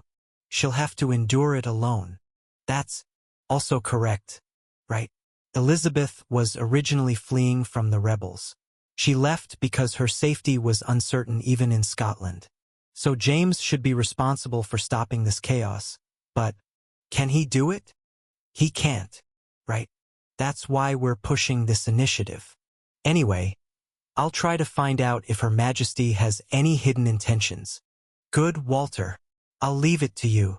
And so we ended our conversation. Then October came. The sea water began to get cold. November arrived. People catching colds notably increased. And December 1607. The sea froze over. Let's begin the plan. Dozens of ships thus set sail toward the eastern Atlantic. I saw the Queen staring at the horizon from the lead ship. She easily found me among the crowd and gestured, offering a light bow. Nemo? What's wrong? Know that it's nothing. I was confused, not knowing what that meant. What on earth is the homeland doing? Damn it. Those Spanish bastards and rebels are running wild out there. What are they doing? The English in Ireland were trembling with fear. It was a natural result since the rebels had swallowed most of Ireland, and military support from mainland England was sluggish. Of course, James, the King of England and Scotland, had no choice. How could he spare troops for Ireland when rebellions and disturbances were frequent within England itself? Meanwhile, despite their divisions and chaos, the Irish-Spanish allied forces were gradually defeating the English forces. Conversely, the English forces were mostly losing occupied territories while showing a passive and defensive attitude. They all trembled with fear. They trembled with the fear that before long, before the end of 1607, all English in this land who weren't Catholics would be expelled or massacred. However, snow. It's snowing. The well is frozen. Then where are we supposed to get water from? Bring firewood. We'll melt snow for drinking water. Their expectations were wrong. The unexpected severe cold and heavy snow swept in, causing both armies to cancel military operations and stay in their respective positions. The English initially felt relieved and offered prayers of thanks to the Lord. And after a few weeks, take the roads. The roads are blocked. The port is frozen too. What should we do about this? Gather the injured. Right now. They cursed the name of God. This severe cold, and the famine. Everyone was half frozen, locked up in their homes and starving. They just wished for this cold to end. They prayed to let the cold end so they could surrender to the Irish. But God was silent. England proper was also silent. They quietly faded away, as if abandoned by the world. What? What's wrong? There's a ship coming. There. A ship is coming. No, a fleet is coming. Dozens of ships docked at a port under English control.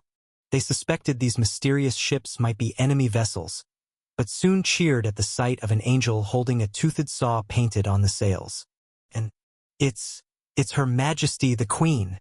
What nonsense. Her Majesty is across the Atlantic. It really is Her Majesty the Queen. Her Majesty has arrived. Whoa! From the center of the fleet, an elderly woman walked down and set foot on land. She shouted in a booming voice that made one doubt her age. My people, I have not abandoned you, so come out and receive food. Your Majesty. It's Her Majesty. Her Majesty Elizabeth has arrived. Gee good heavens, in this cursed land.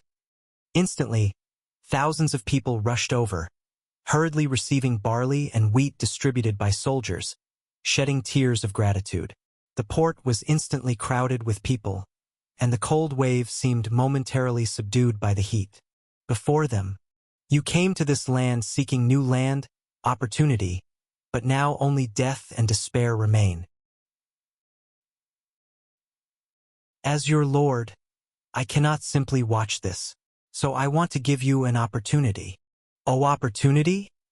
At the words of a bowing farmer, the queen raised her head again and shouted, Virginia! What? I will give you all an opportunity to go to Virginia. The emperor has approved this, so all that remains for you is to choose. This time, no one listened to the queen's words to the end. Everyone was rushing toward the transport ships, shouting cheers. The soldiers had quite a hard time controlling people to prevent them from being trampled. Thus, thousands of people crossed the Atlantic toward the promised land of hope, to Virginia, and the Queen remained briefly in Ireland to summon her close advisor, the Earl of Salisbury, Robert Cecil. Earl of Salisbury? Yes, Your Majesty. Distribute this food to those Catholics over there as well. To the Catholics as well? But they are traitors who are hostile to Your Majesty. Distribute it. Chapter 214. Prank 2. After pondering for a moment, the Earl of Salisbury, Robert Cecil, soon realized the Queen's deeper intention and smiled. Ah, I understand. Cecil immediately sent envoys outside the occupied territories and distributed food to various places. If this, from that which, did that why, no, Queen really distribute this? Of course, the Irish farmers aren't fools. They knew that the one giving food now was the enemy leader, and that this was a ploy to entice them. Nevertheless, they silently accepted the food, and ate it, to survive. Gee good heavens! The Queen is distributing wheat around the port? We must distribute some too, right away. But, our military provisions. Are military provisions important? Can you bear the public opinion that says the heretic Queen cared more for the people than we did? Belatedly, the native Irish lords, who were split into factions, also panicked and released grain recklessly. Public sentiment is fluctuating. It seems discontent with local supplies has built up as the war has dragged on. Spies supporting the English forces are increasing.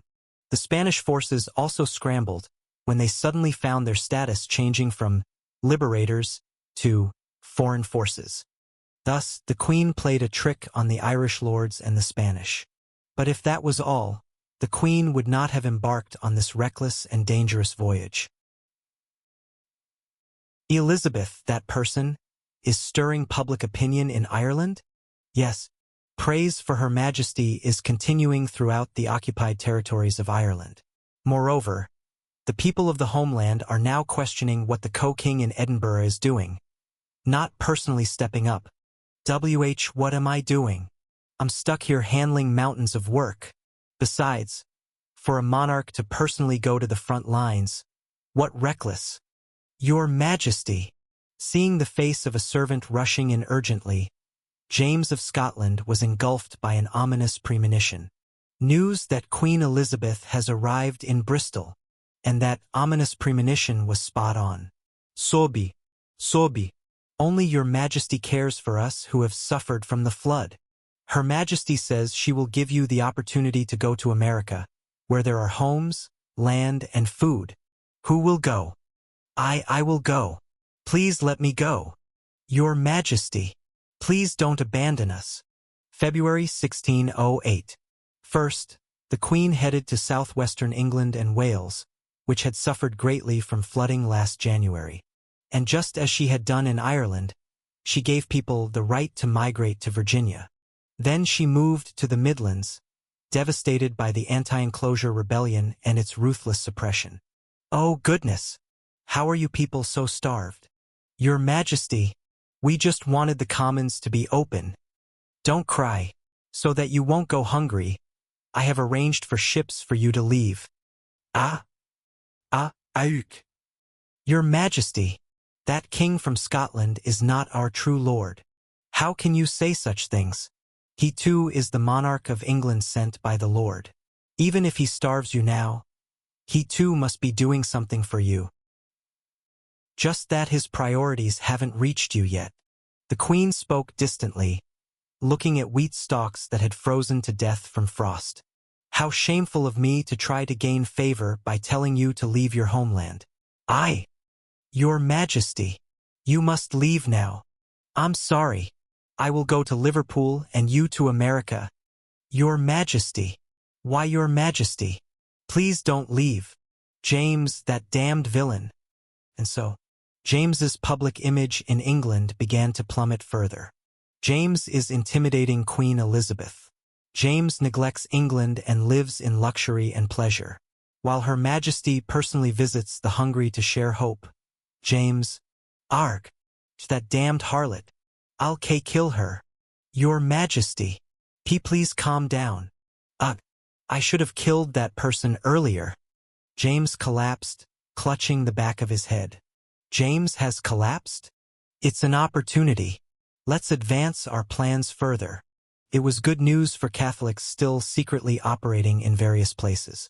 Of course, soon there would be not so good news for them too. But that was a story for a little later. Thus, the large-scale relief in Ireland and the migration from various parts of England dramatically reduced the chaos across England in an instant. It wasn't just because those who had left for Ireland without a plan were brought back and given new hope and ambition. Nor was it just because a path to survival was opened for wandering refugees and the starving. The English regained faith and stability. The fact that their monarch personally crossed the Atlantic to save her people led to popular support. Indeed, by God's grace, Her Majesty has not abandoned England. Her Majesty watches over everyone. England, the Holy Land reached by Joseph of Arimathea following the Lord's Holy Spirit. The present affliction is just a passing shower, so peace will soon return. Soon everything will normalize. Moreover, wait, what's wrong? Her Majesty arrived in Ireland around January. Crossing the Atlantic would take at least 2 to 4 months, so she must have departed in late autumn of last year at the latest. That would be right. But how did she know the cold wave was coming? Looking at all the circumstantial evidence, it was clear that the Queen of England had received guidance from the Lord. Thinking about it, Her Majesty had also been to Virginia, and the holy women had come to London from Virginia guided by an angel, so public opinion boiled that there must be a connection. Support for the Queen was rising more than ever before. Your Majesty, we will soon arrive in Liverpool. Yes, very good. How many have we sent to Virginia so far? Close to 20,000. That would probably be correct. I see. That should be enough for the Emperor to receive his reward and be satisfied. Smiling as she said this, the Queen stepped forward to look at the view of Liverpool. A crowd gathered like clouds was already waiting for her. Among them, dozens of expensive carriages can be seen. The Queen smiled, thinking about who might be in each of those carriages. I've done a lot of good deeds so far, so it wouldn't matter if I played one tiny prank before leaving, would it? Thinking this, the Queen smiled. Chapter 215. Prank 3. Turning the time back just a little bit. That damned harlot. I'll kill her. Your Majesty. Please calm yourself. I should have killed that person long ago. Your Majesty. Why, Your Majesty? His Majesty has collapsed. Call for a doctor immediately. King James collapsed with a fury that felt like all the blood in his body was flowing backwards. It was just a half-day fainting spell, but this too was the result of the Queen's dazzling mischief throughout the British Isles. What angered James most was that all of the Queen's actions were utterly good. Elizabeth provided relief to the people of Ireland and even fed the starving rebels. Elizabeth took pity on those struggling with disasters and gave them the opportunity to go to America. Elizabeth visited and comforted those suffering from rebellion and war, risking her own safety. All were righteous deeds worthy of praise, whether as a monarch or as a Christian. And each of those deeds severely eroded James's grip on England. Naturally, James didn't think the Queen had suddenly had a change of heart and was going around saving people. But the people would think so. That point made James so furious that he couldn't bear it. Anyway, the important point here is that James's grip on England is being eroded. Even if Elizabeth's popularity rises, she is a person who remains across the Atlantic. Saying that James's control over England is weakening means that the government's control over England is weakening. That is, brothers in faith, the day to cleanse the sins of this land that has betrayed the Holy Catholic Church will soon come. Finally. Father, please calm down. Let's first check our gunpowder inventory. Don't we already have enough gunpowder? Ha ha ha. It meant that rebels within England would have more room to maneuver. Quite a few people gathered at the last meeting. How about selecting those who are especially devoted among them? Oh, amen. By recruiting manpower that way, we could match the Protestant mobs nearby for now. But can we secretly move them to other regions for the plan? The influence of Catholics trying to collude with Spain was growing. For decades, they had been plotting to purify this corrupted land and remove the Protestant tyrants. In fact, this was a predicted outcome from when the Queen decided to come to England. As Elizabeth extended her reach, James's domain would shrink accordingly. Of course, Her Majesty is coming down. She's coming to Liverpool. Whoa! There, the Queen arriving in Liverpool with a meaningful smile couldn't possibly be unaware of this fact. She had a plan. Liverpool. This port was just a small fishing harbor until recently, but its size suddenly grew as Atlantic trade developed over the past decade. The prosperity of this place demonstrated how much England had gained from Virginia over the past 10+ years. Elizabeth looked around as she disembarked at Liverpool's pier. Among the many crowds reaching out to her, familiar faces popped up here and there. As expected, the Queen smiled with satisfaction and pleased the crowd with elegant and dignified steps befitting their cheers. After exciting the public for quite some time, the Queen quickly moved her steps. Your Majesty, these are your loyal subjects who have gathered upon hearing the news of your arrival. She met the guests she had invited. She had spread the word in Bristol, Cardiff, and throughout the Midlands. I shall go to Liverpool. I shall welcome the loyal ones in Liverpool. Liverpool shall be my next destination. Naturally, England's ambitious nobles and gentlemen didn't simply let those words pass by. They quickly realized that it was a kind of invitation. An earl from somewhere in the Midlands, a wealthy baron from Cornwall, a landowner from near Yorkshire, and so on. Most of England's influential figures who hadn't participated in the London Rebellion and weren't Catholics were gathered here. The Queen slowly descended from her carriage and examined each of the men gathered here. Both their number and status exceeded the Queen's expectations. As the Queen stepped down from her carriage, all those gathered here knelt to receive their lord. These are loyal subjects gathered for your Majesty. I can see how loyal they are with my own eyes, so no further explanation is needed. The Queen interrupted her attendant and looked down at the kneeling men with her tall stature.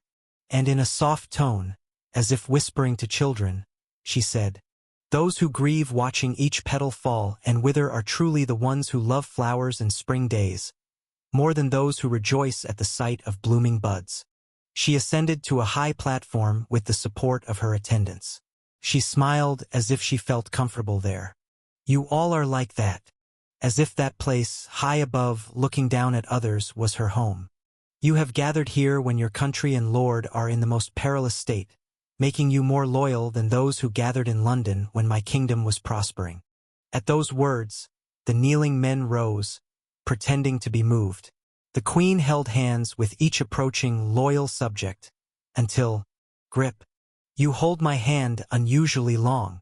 Upon seeing your Majesty, who is righteous and beautiful, my heart became excited without my knowledge." Ah! She burst into meaningful laughter. Looking over there, I see you've brought your son as well? How could I alone enjoy the honor of meeting your majesty? And that was it. Well, I shall take my leave now. Glory to England. Glory to England. Long live Her Majesty. To those who had waited for her for weeks, the Queen simply shook hands and left. Long live Her Majesty. Long live Her Majesty. How many people are here? Secure a place nearby immediately. Nevertheless, the scene was fervent. A gentleman who had tightly gripped the Queen's hand gazed at that hand in rapture, then quickly withdrew and spoke to his young son standing behind. Son, my son Oliver. Father?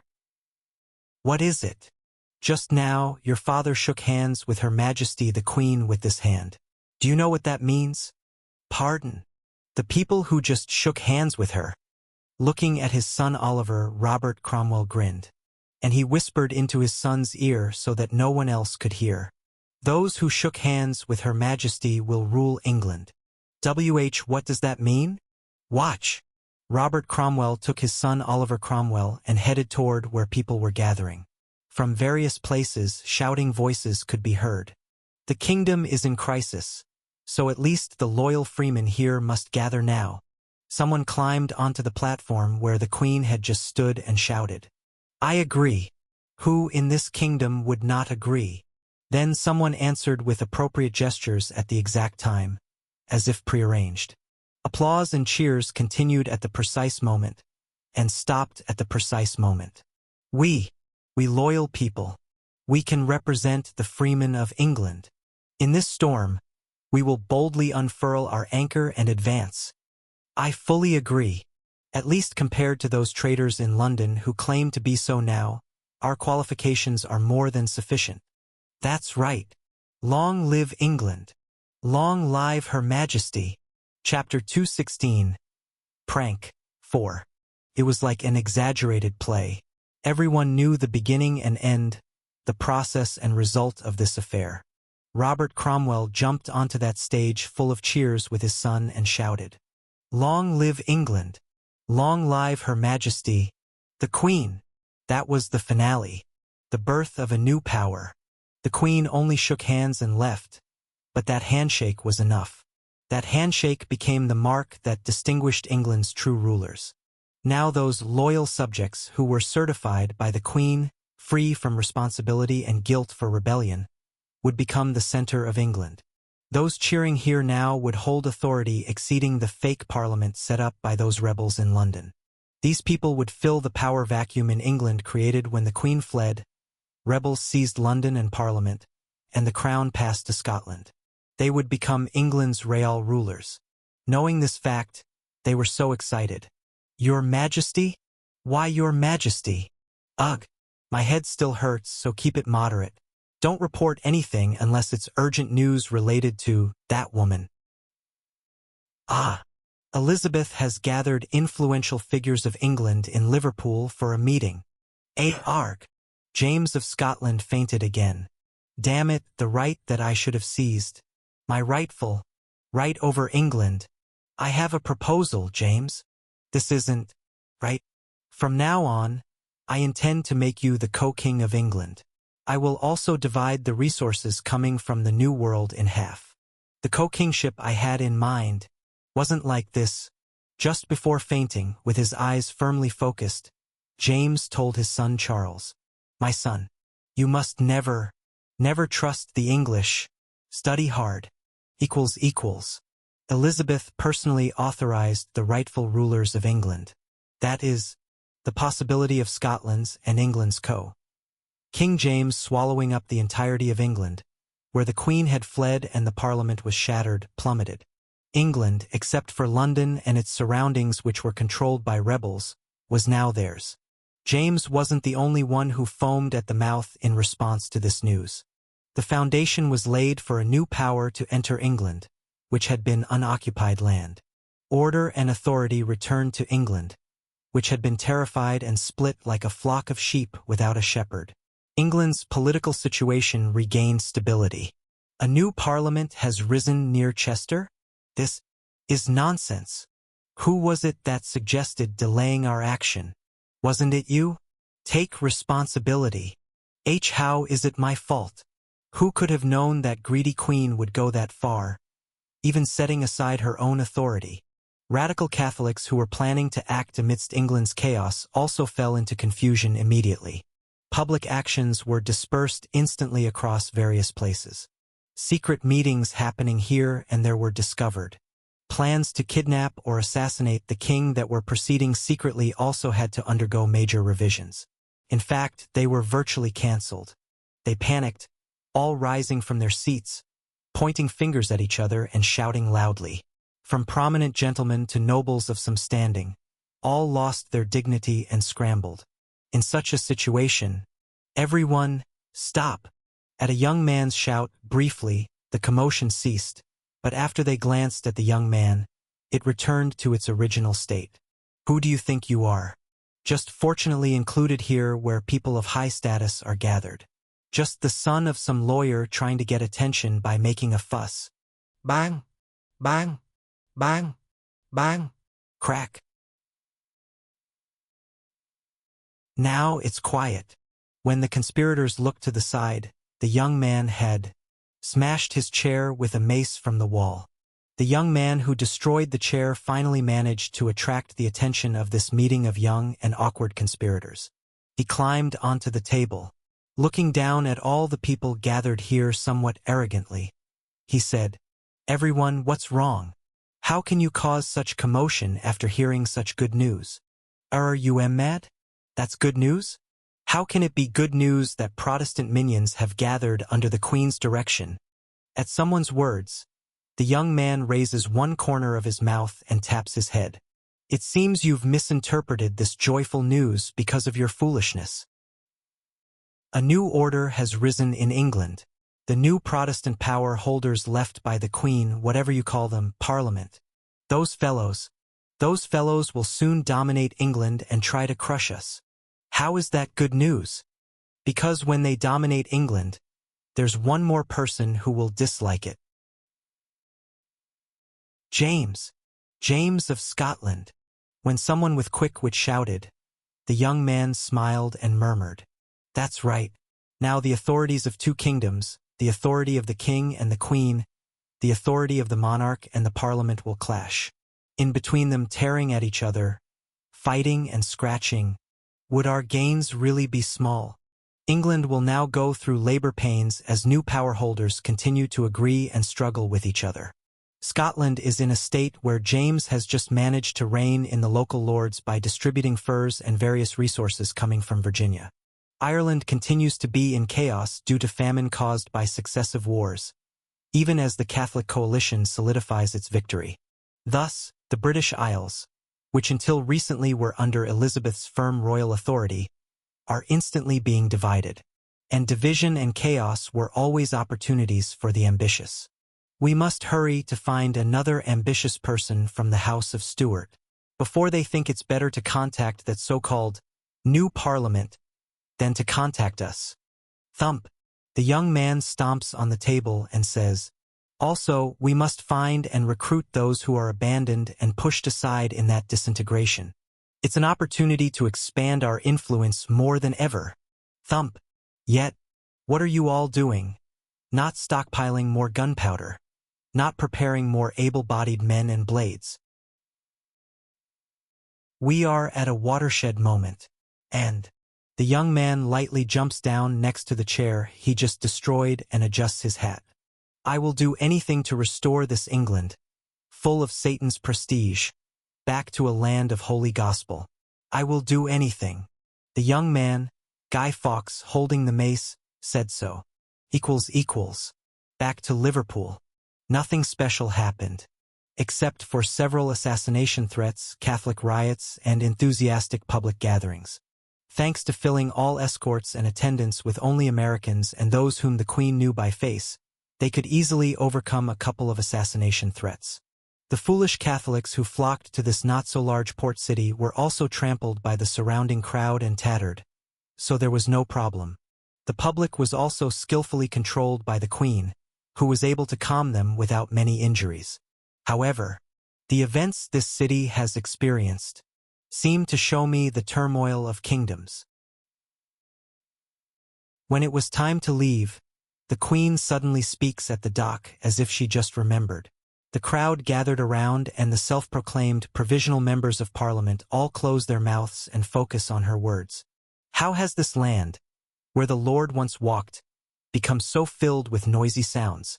How have the blood and tears of people turned the soil into mud? The queen's voice was heartfelt, and those nearby could see a few drops of tears falling from her eyes. They sobbed at the thought of sending off the queen, in the midst of excitement and immersion in the dramatic situation.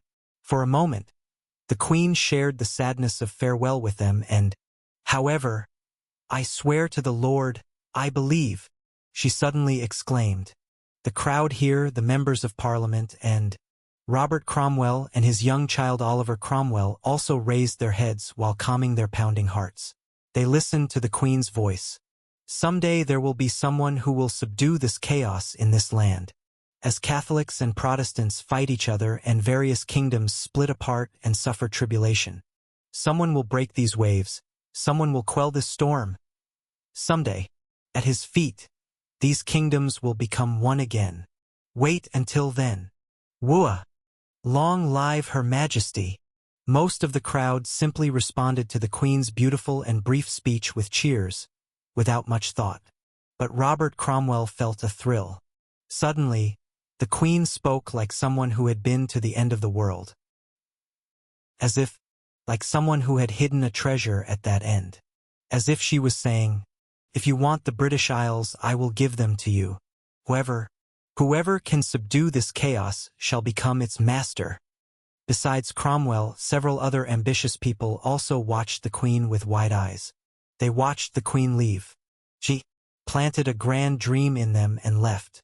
"Someday, at my feet," while Robert Cromwell murmured quietly. Young Oliver's eyes shone toward the departing clipper. Chapter 217. Art of Creating Desire 1. February 14th, 1608. I put on a coat against the cold that still showed no signs of lifting and went outside. Is Elizabeth doing well? Providing relief to Ireland, which was facing famine due to war, and simultaneously rescuing refugees from England. That was the core of our plan. There were other subsidiary operations, like giving cold-resistant potatoes to French merchants, but for now our influence could only extend to England. Anyway, this isn't an era where internet cables cross the Atlantic and Pacific. It will take quite a while to find out if our plan was completely successful. To confirm whether she successfully relieved people in Ireland as she promised, and whether she succeeded in bringing refugees not only from Ireland but also from England. Considering they need to prepare for the voyage there, and the time it takes for refugees to come here, it would take 3 to 5 months as expected. Well, I have to believe the Queen will do well. There's no other choice. We have work to do now, too. Creak. Ah, Nemo? You're here? Please sit by the fireplace. It's fine. Sorry to keep you waiting. The road was icy on the way. Not at all. Hey, Mantio. Let's move seats together. As the severe cold approaches, we need to pay attention to the supply of fur and firewood, and respond to the damaged water transport as rivers and the sea freeze over. And more than anything else, I thought about new products all day yesterday. We need new products. What generates the largest income for our community? Grapes or wine from our community? Wheat and ships. They sell well, but that's not it. Aluminum pouring out of my house? It's difficult for precious metals to become the main export. To begin with, considering that our community's population is only about 100,000, what we produce directly is slightly insufficient to be our main source of income. That is, to put it nicely, it's intermediary trade. According to Vicente's report, the number of sapphire-grade tribes has increased significantly. We should also consider that more emerald tribes will appear soon. Our influence has greatly expanded around the Great Lakes. The number of bronze-grade tribes has increased a lot. Right. Our main source of income is multi-level marketing. Following the traditional gift exchange method, we give iron tools, cats, glass crafts, and various accessories and receive fur in return. When we receive fur, we sell it in bulk to Europe, and the income earned from there accounts for about half of our community's income. This has decreased. Until recently, it was almost 2/3. Anyway, our more moral, less exploitative, more mutually beneficial multi-level. No. Network gift exchange follows the system of GREE for line-type social games that dominated an era. If you want luxury goods of the next grade, gather more friends, affiliated tribes. If you want more gift exchange opportunities, introduce our community to more friends. For a moment, I frowned, recalling the barbaric era when about 120 messages like, "Log in now and receive hearts," would fly in every day. Well, we probably don't have such message pollution. Equals. Welcome Nemo and exchange gifts right now. This year is a special event period. If not now, you'll only get 1 axe instead of 2. If you recognize Nemo as the Great Chief now, you'll get a free iron axe. Arg. Sending envoys 80 times a month doesn't make sense. Fine. I'll recognize it. Great. Now we're Sapphire Grade 2. Equals. Anyway, social games were fine except for being somewhat annoying, so our multi-level marketing should be too. Since we're excluding the product dumping, rigid class system, and debt-inducing aspects typical of traditional multi-level marketing, no major problems should arise. However, there is one problem we share with multi-level marketing. By the way, didn't you call me because you developed new products? That's right. Now we need to consider gifts to distribute to the Emerald, Sapphire, and Diamond grade tribes. That's right. What is our gift exchange? We give gifts to tribes directly affiliated with us, then they give gifts to their affiliated tribes and so on as items are distributed. It's similar to multi-level members buying and selling items without intermediate distribution or separate marketing stages. At least in that exchanges continue endlessly, without the process of being deceived or forced to buy. Isang's mom, see? You use things like toothpaste and soap every day anyway, right? Even if you just buy what you use, you get returns, isn't that a profit? Oh my, that's right? Mom. There's no way you can use all that toothpaste alone. Then you can take some and share with your friends. Then what kind of product should the headquarters in multi-level marketing distribute? Something used endlessly. Something used daily. Something needed daily. Precisely small daily necessities like toothpaste and toothbrushes. We offer those as our new products. Look, instead of the existing firewood, using charcoal made in our kiln produces less smoke, so it's good for health, lasts longer, and the temperature is higher. And if you put bleach and water in an empty plastic bottle like this and hang it through a hole in the ceiling, the indoor space becomes bright. It's good for eye health, and installation is simple. Why isn't the response to my brilliant health charcoal and pet bottle skylight good? The charcoal doesn't seem that great. Why not? Why do you need charcoal? Well, to make a fire last longer, burn hotter. If you just put charcoal in a bonfire, the effect wouldn't be that great, would it? A fireplace where smoke doesn't easily escape is needed for low-smoke charcoal to be meaningful, but natives don't have fixed structures like fireplaces. They're not completely settled. The skylight doesn't seem that great either. Why do you think so? Americans don't stay home for long in the morning, and it's awkward to install in a tent. Indoor lighting isn't that important either. Similarly, as natives lead a semi-nomadic life and move around, home isn't such an important space. Therefore, both rejected. Were those two the only new products you had in mind? For now, yes, that was it. So worry. What on earth should we make? There's no reason to gift furniture or other equipment to natives who move around all the time. Rather, portable tools, but we've already given out iron axes and iron knives. Tools don't break easily, so after exchanging them a few times, people don't welcome them that much. They say we're giving them things they already have enough of. It's difficult to think about gifts for people who live on the move. A life with just a body and light luggage to move around. Then, what on earth should we give? Why, Oitoten? No, didn't you just say it? That they move around with just their bodies and light luggage. Yes, I did say that, but Oitoten snaps his fingers and smiles somewhat meaningfully. Then, why not give gifts for that body? We've already given many accessories. I'm not talking about accessories. Ahem. Something like vitamin supplements that come from Nemo's mansion. Or snacks or food that's good for the body or simple medicines. Aha! Health foods, simple medicines, nutritious snacks. It's as if an Amze gift set catalog is unfolding in my mind. Can it be used every day? Yes. Does it run out after use? Yes. Would natives be interested? Yes. We sell things like vitamin supplements produced in our community, or things like Shine Muscat Jam. Chapter 218. Art of Creating Desire, 2. As Oitoten proudly prepared his opinion, Mantio thought for a moment and then gave a small round of applause. Afterward, various ideas continued to pour out of Oitoten's mouth. Grape jam, grape enzyme. When did this guy see the enzyme in my house storage? Raisins, etc. can be packaged nicely and sold with the advertisement that they're good to give on special days to special people. What is this person?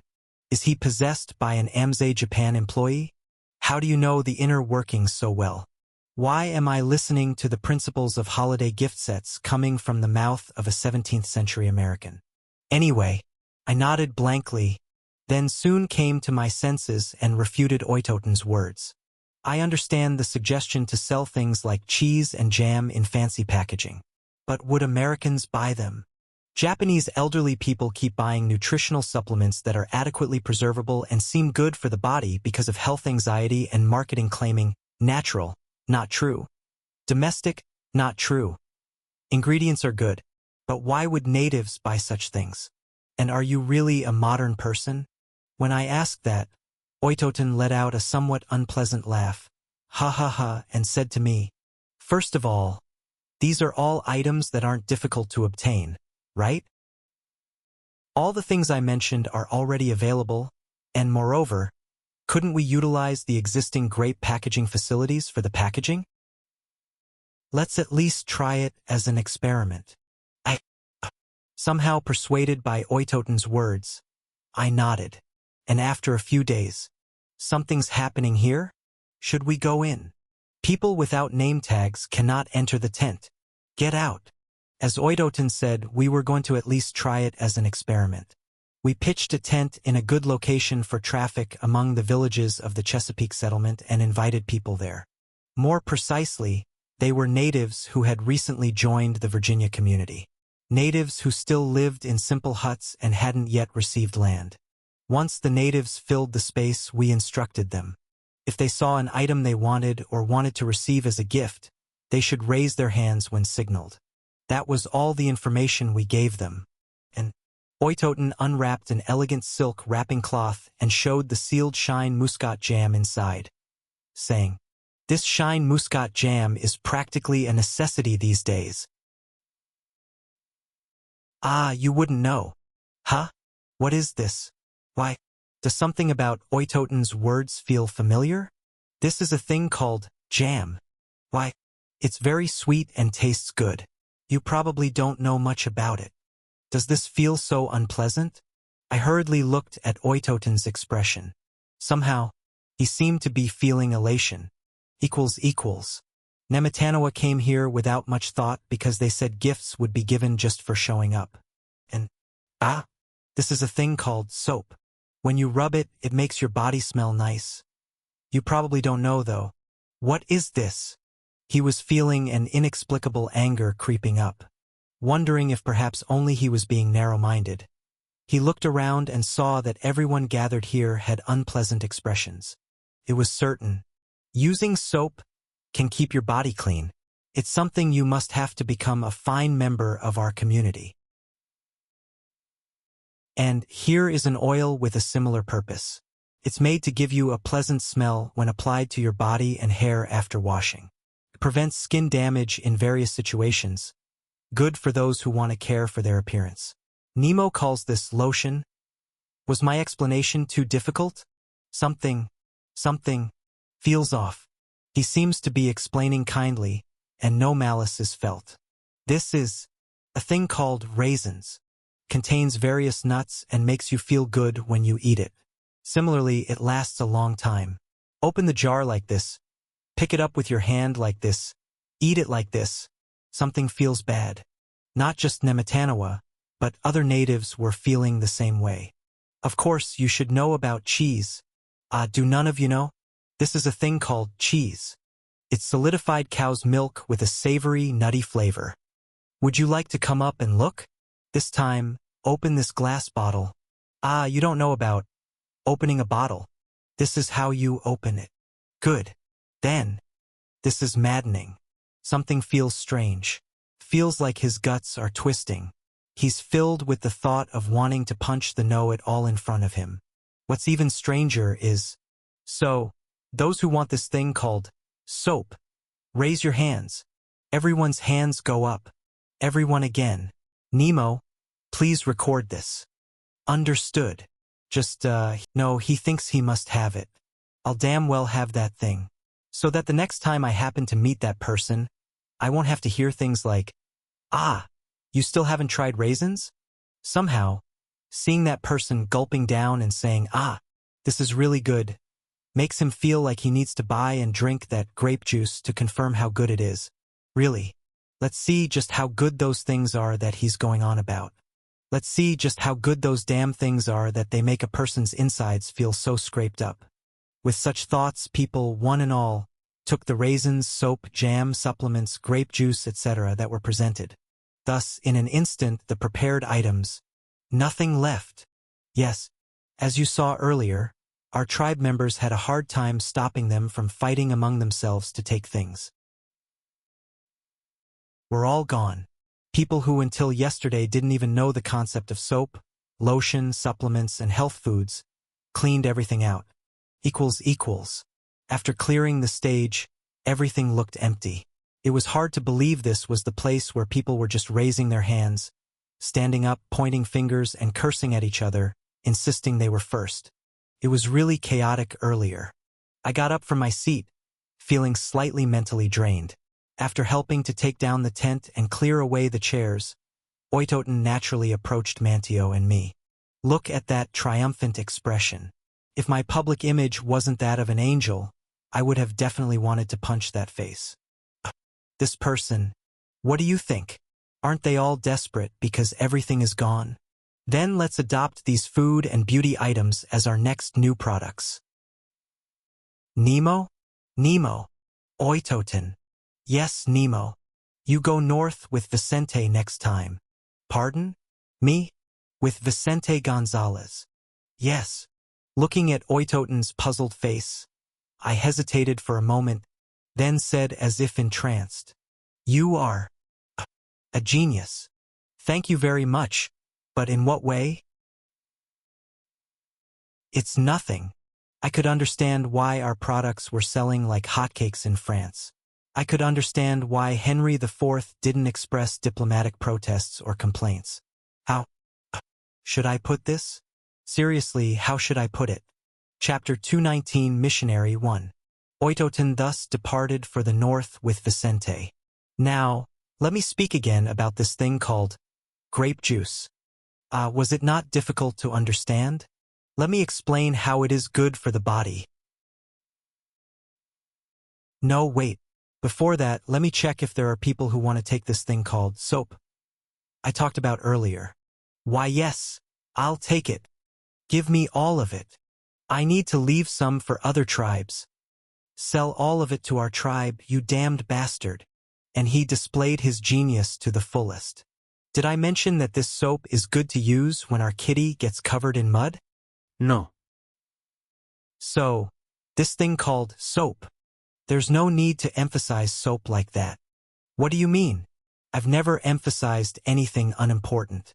If I emphasized soap by calling it soap, it's because this thing called soap was as important as raisins or grape enzyme or grape jam. So I emphasized this thing called soap. Stop it already. The most frightening part was that this genius was not intentional. Just as honey emits a sweet scent that attracts insects, as dogs and cats leave their scent and for clumps where they pass, as flower pollen sticks to your fingers when you touch flowers, his genius lay in how naturally it flowed out. Sage Chief Elder, calm down. Calm down. Damn it, Mierda. Sir Oitoten, what did you say again to make him so angry? I merely explained what he didn't know well. Look, this is a thing called glass bottle, and to open it requires an action called turning the lid. Arg, let me punch that man just once. Oitoten, shut your mouth first. There were minor conflicts, misunderstandings, and emotional rifts, but anyway, it was a sellout. Wherever Oitoten went, people clamored for more items he had brought for exchange, and some even threatened him with force to steal the new products. Everyone, please calm down. Please calm down. Are we strangers who have just met once or twice? Aren't we all members of the same community? That's right. Although you don't know soap, don't know grape jam, don't know raisins, don't know supplements, we all. Oitoten, please shut up. Of course, Vicente managed to resolve the situation with great difficulty by restraining them and making Oitoten close his hellish mouth. This happened many times, and every time Oitoten flew around and Vicente became exhausted, vitality spread throughout the community's territories they passed through. New products flowed in all directions along the intricately connected gift exchange network of bronze, platinum, emerald grades, and so on. Even as an unprecedented cold wave arrived and they shivered in the cold, they did not hesitate to hand over fur for new products. And this is a guest who has come to see our chief, so I'll bring it out. This is the thing called supplements. Ha ha ha, welcome. Before enjoying the feast, let's all wash our hands with this thing called soap. Naturally, Oitoten-style deception and showing off spread among the American tribes. They didn't use the new products just for showing off. They used them to recruit other tribes who had refused to join the community, who had responded with silence to thousands of membership solicitation messages. And slowly, this grape juice is really good for marital harmony. Look, isn't it more enjoyable to put grape enzyme in herbal tea? A peaceful and elegant conquest began once again. We will accept your proposal. We will join. The gift exchange network finally crosses the Appalachian Mountains, a barrier that, in the original history, would only be crossed after American independence. The tribes under the Shawnee Confederation dwelling in southern Ohio were slowly absorbed into the community and established themselves as gold and silver grades. The day would come when emeralds and diamonds would bloom among them again. And, to the north, the merchants and missionaries of the Virginia community moved across the frozen Great Lakes by boat and sleigh until April, reaching northern Ohio, Michigan, Illinois, and other areas. There were those who would later be known to Europeans as the Iroquois Confederation. We need to consider whether to end our long-standing hostility with them and join a larger community. I heard the Shawnee from the south have also joined. What more is there to say? Their laws prohibit war and plunder both within and outside the community. Even if we join, there will be no retaliation. And they also bring ways to defeat disease. See how healthy our old enemies still are. Even to survive, we must choose. The leaders and counselors of each tribe gathered to hold an exceptional meeting to determine the fate of the entire confederation. After days of arguing, they finally reached a conclusion. For now, let's allow in their so-called missionaries. And so, Brother Richard, they're lowering their guard. We can enter. Finally, may the angel watch over us. The community's priest and missionary, Richard, was able to safely enter the territory of the Mohawk tribe. Be careful. Since you were ordained as a priest not long ago, I must tell you to be careful not to dismiss them as barbarians or rashly consider their customs as devil worship. You are not a missionary. Am I not the missionary? And I prefer to be called a pastor rather than a priest, so please call me that. Understood. Then, I will call you if I need help. Understood. Young and confident Richard thus proceeded alone, dismissing the English and Algonquin merchants who had visited this area several times. The Mohawk people approached him with tilted heads, curious about his strange appearance. Richard showed them a kind smile and walked toward them as well.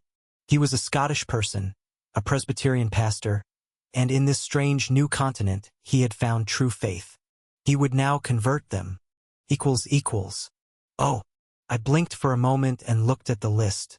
I doubted my eyesight, but the tablet in front of me confirmed that the numbers I saw were accurate. Right? People may make mistakes, but Excel doesn't. 20,000 refugees had reached our settlement. I recall the words the Queen had shared with me. How is it? I tried my best to do as you wanted. Since you said you wanted to save as many people as possible, I gathered refugees from all over England. That resulted in enough people to build a small city. It wasn't difficult. When I beckoned to the refugees with news of new land and homes, they all followed as if enchanted. I was lucky. That couldn't be true. I wondered what on earth the Queen had done in England. What had she done that made the English follow her, as if enchanted, when she beckoned? No, and I was curious what kind of commotion would have occurred in England if there had been a population movement of tens of thousands nationwide in just a few months. When I asked about that, don't worry, I suppressed that level of commotion before I left. I just played a small prank. While I was at it, somehow I became afraid to find out more. Anyway, well, if the results were good, then all is well. Chapter 220, Missionary 2. Trying to think that way, I put down the tablet. Croton was still peaceful as May passed and winter came to an end.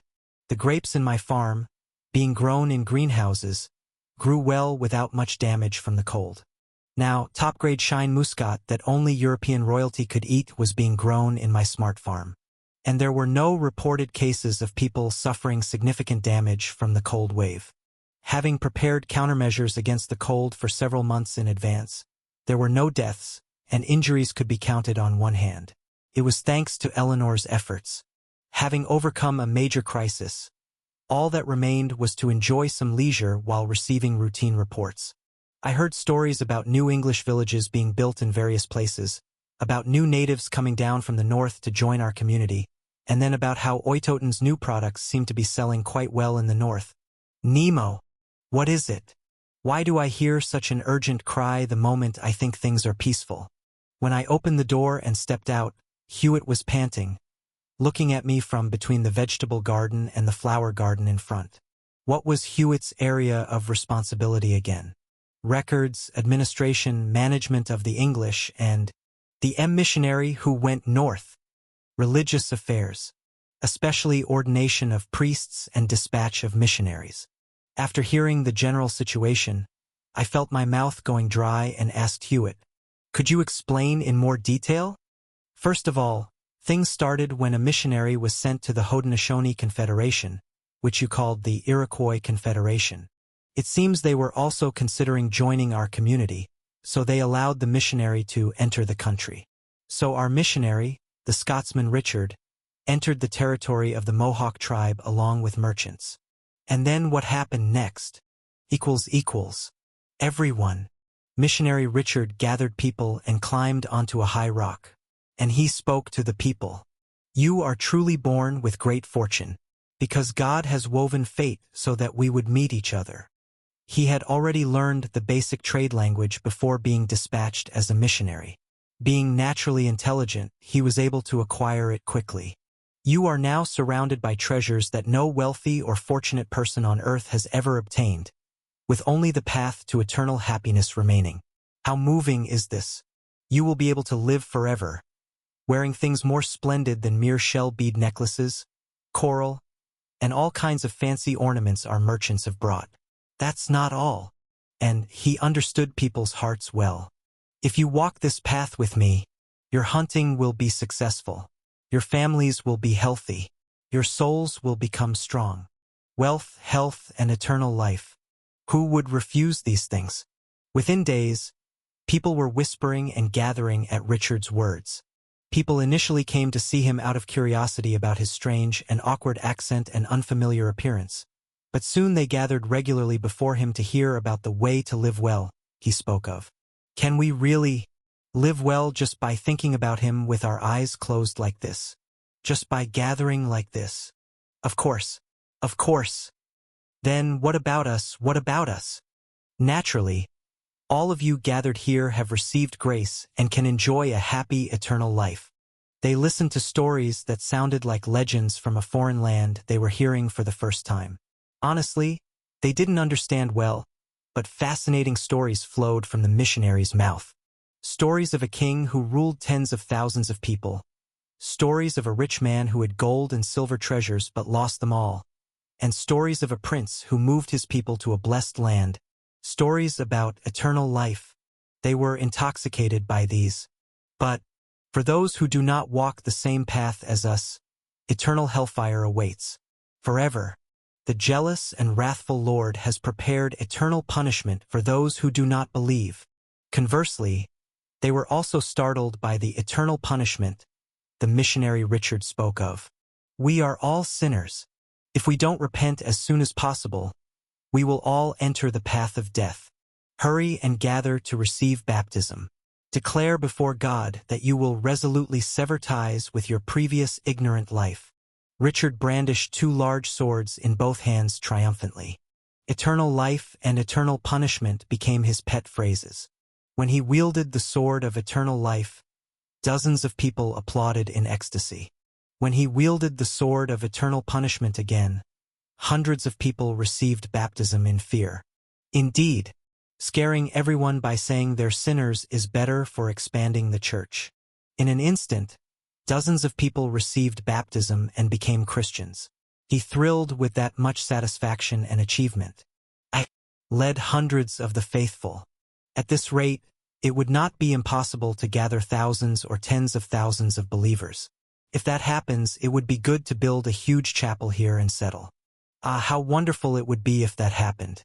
If that happened, he would come here personally to look around the huge chapel Richard had built. He would be satisfied seeing his own church grown so large and would highly commend Richard. How surprised would he be to know that all this was achieved by a pastor who had not been part of the community for long. Fear hell. Do not seek the momentary, but pursue eternity. But lay up for yourselves treasures in heaven, where neither moth nor rust doth corrupt, and where thieves do not break through nor steal. Matthew 6 verse 20. With this thought, Richard proceeded with his missionary work more enthusiastically. He even built a simple chapel and led numerous believers in front of it. And all of you realize that he has atoned for the sins of your ancestors. If these wretched sinners want to find a way to live, there is no way but the Lord. Enter through the narrow gate. For wide is the gate and broad is the road that leads to destruction, and many enter through it. But small is the gate and narrow the road that leads to life, and only a few find it. Matthew 7 verses 13 to 14. Thus, if you sinners do not pray and devote yourselves, destruction will eventually come to you. Excuse me. Who interrupts during the sermon? It's me. Actually, speak quickly. The next story is urgent. Our grandfather was respected by people all his life as an excellent person, but he passed away recently. Where did he go between heaven and hell? Too late. What do you mean too late? He went to hell as a sinner. Then our ancestors who never met you. What more is there to say? They are all suffering. So everyone must rescue those around them from death and raise them up before it's too late. So, why is there no response from everyone? What's wrong with all of you? Hundreds of cold stares pierce Richard like arrows.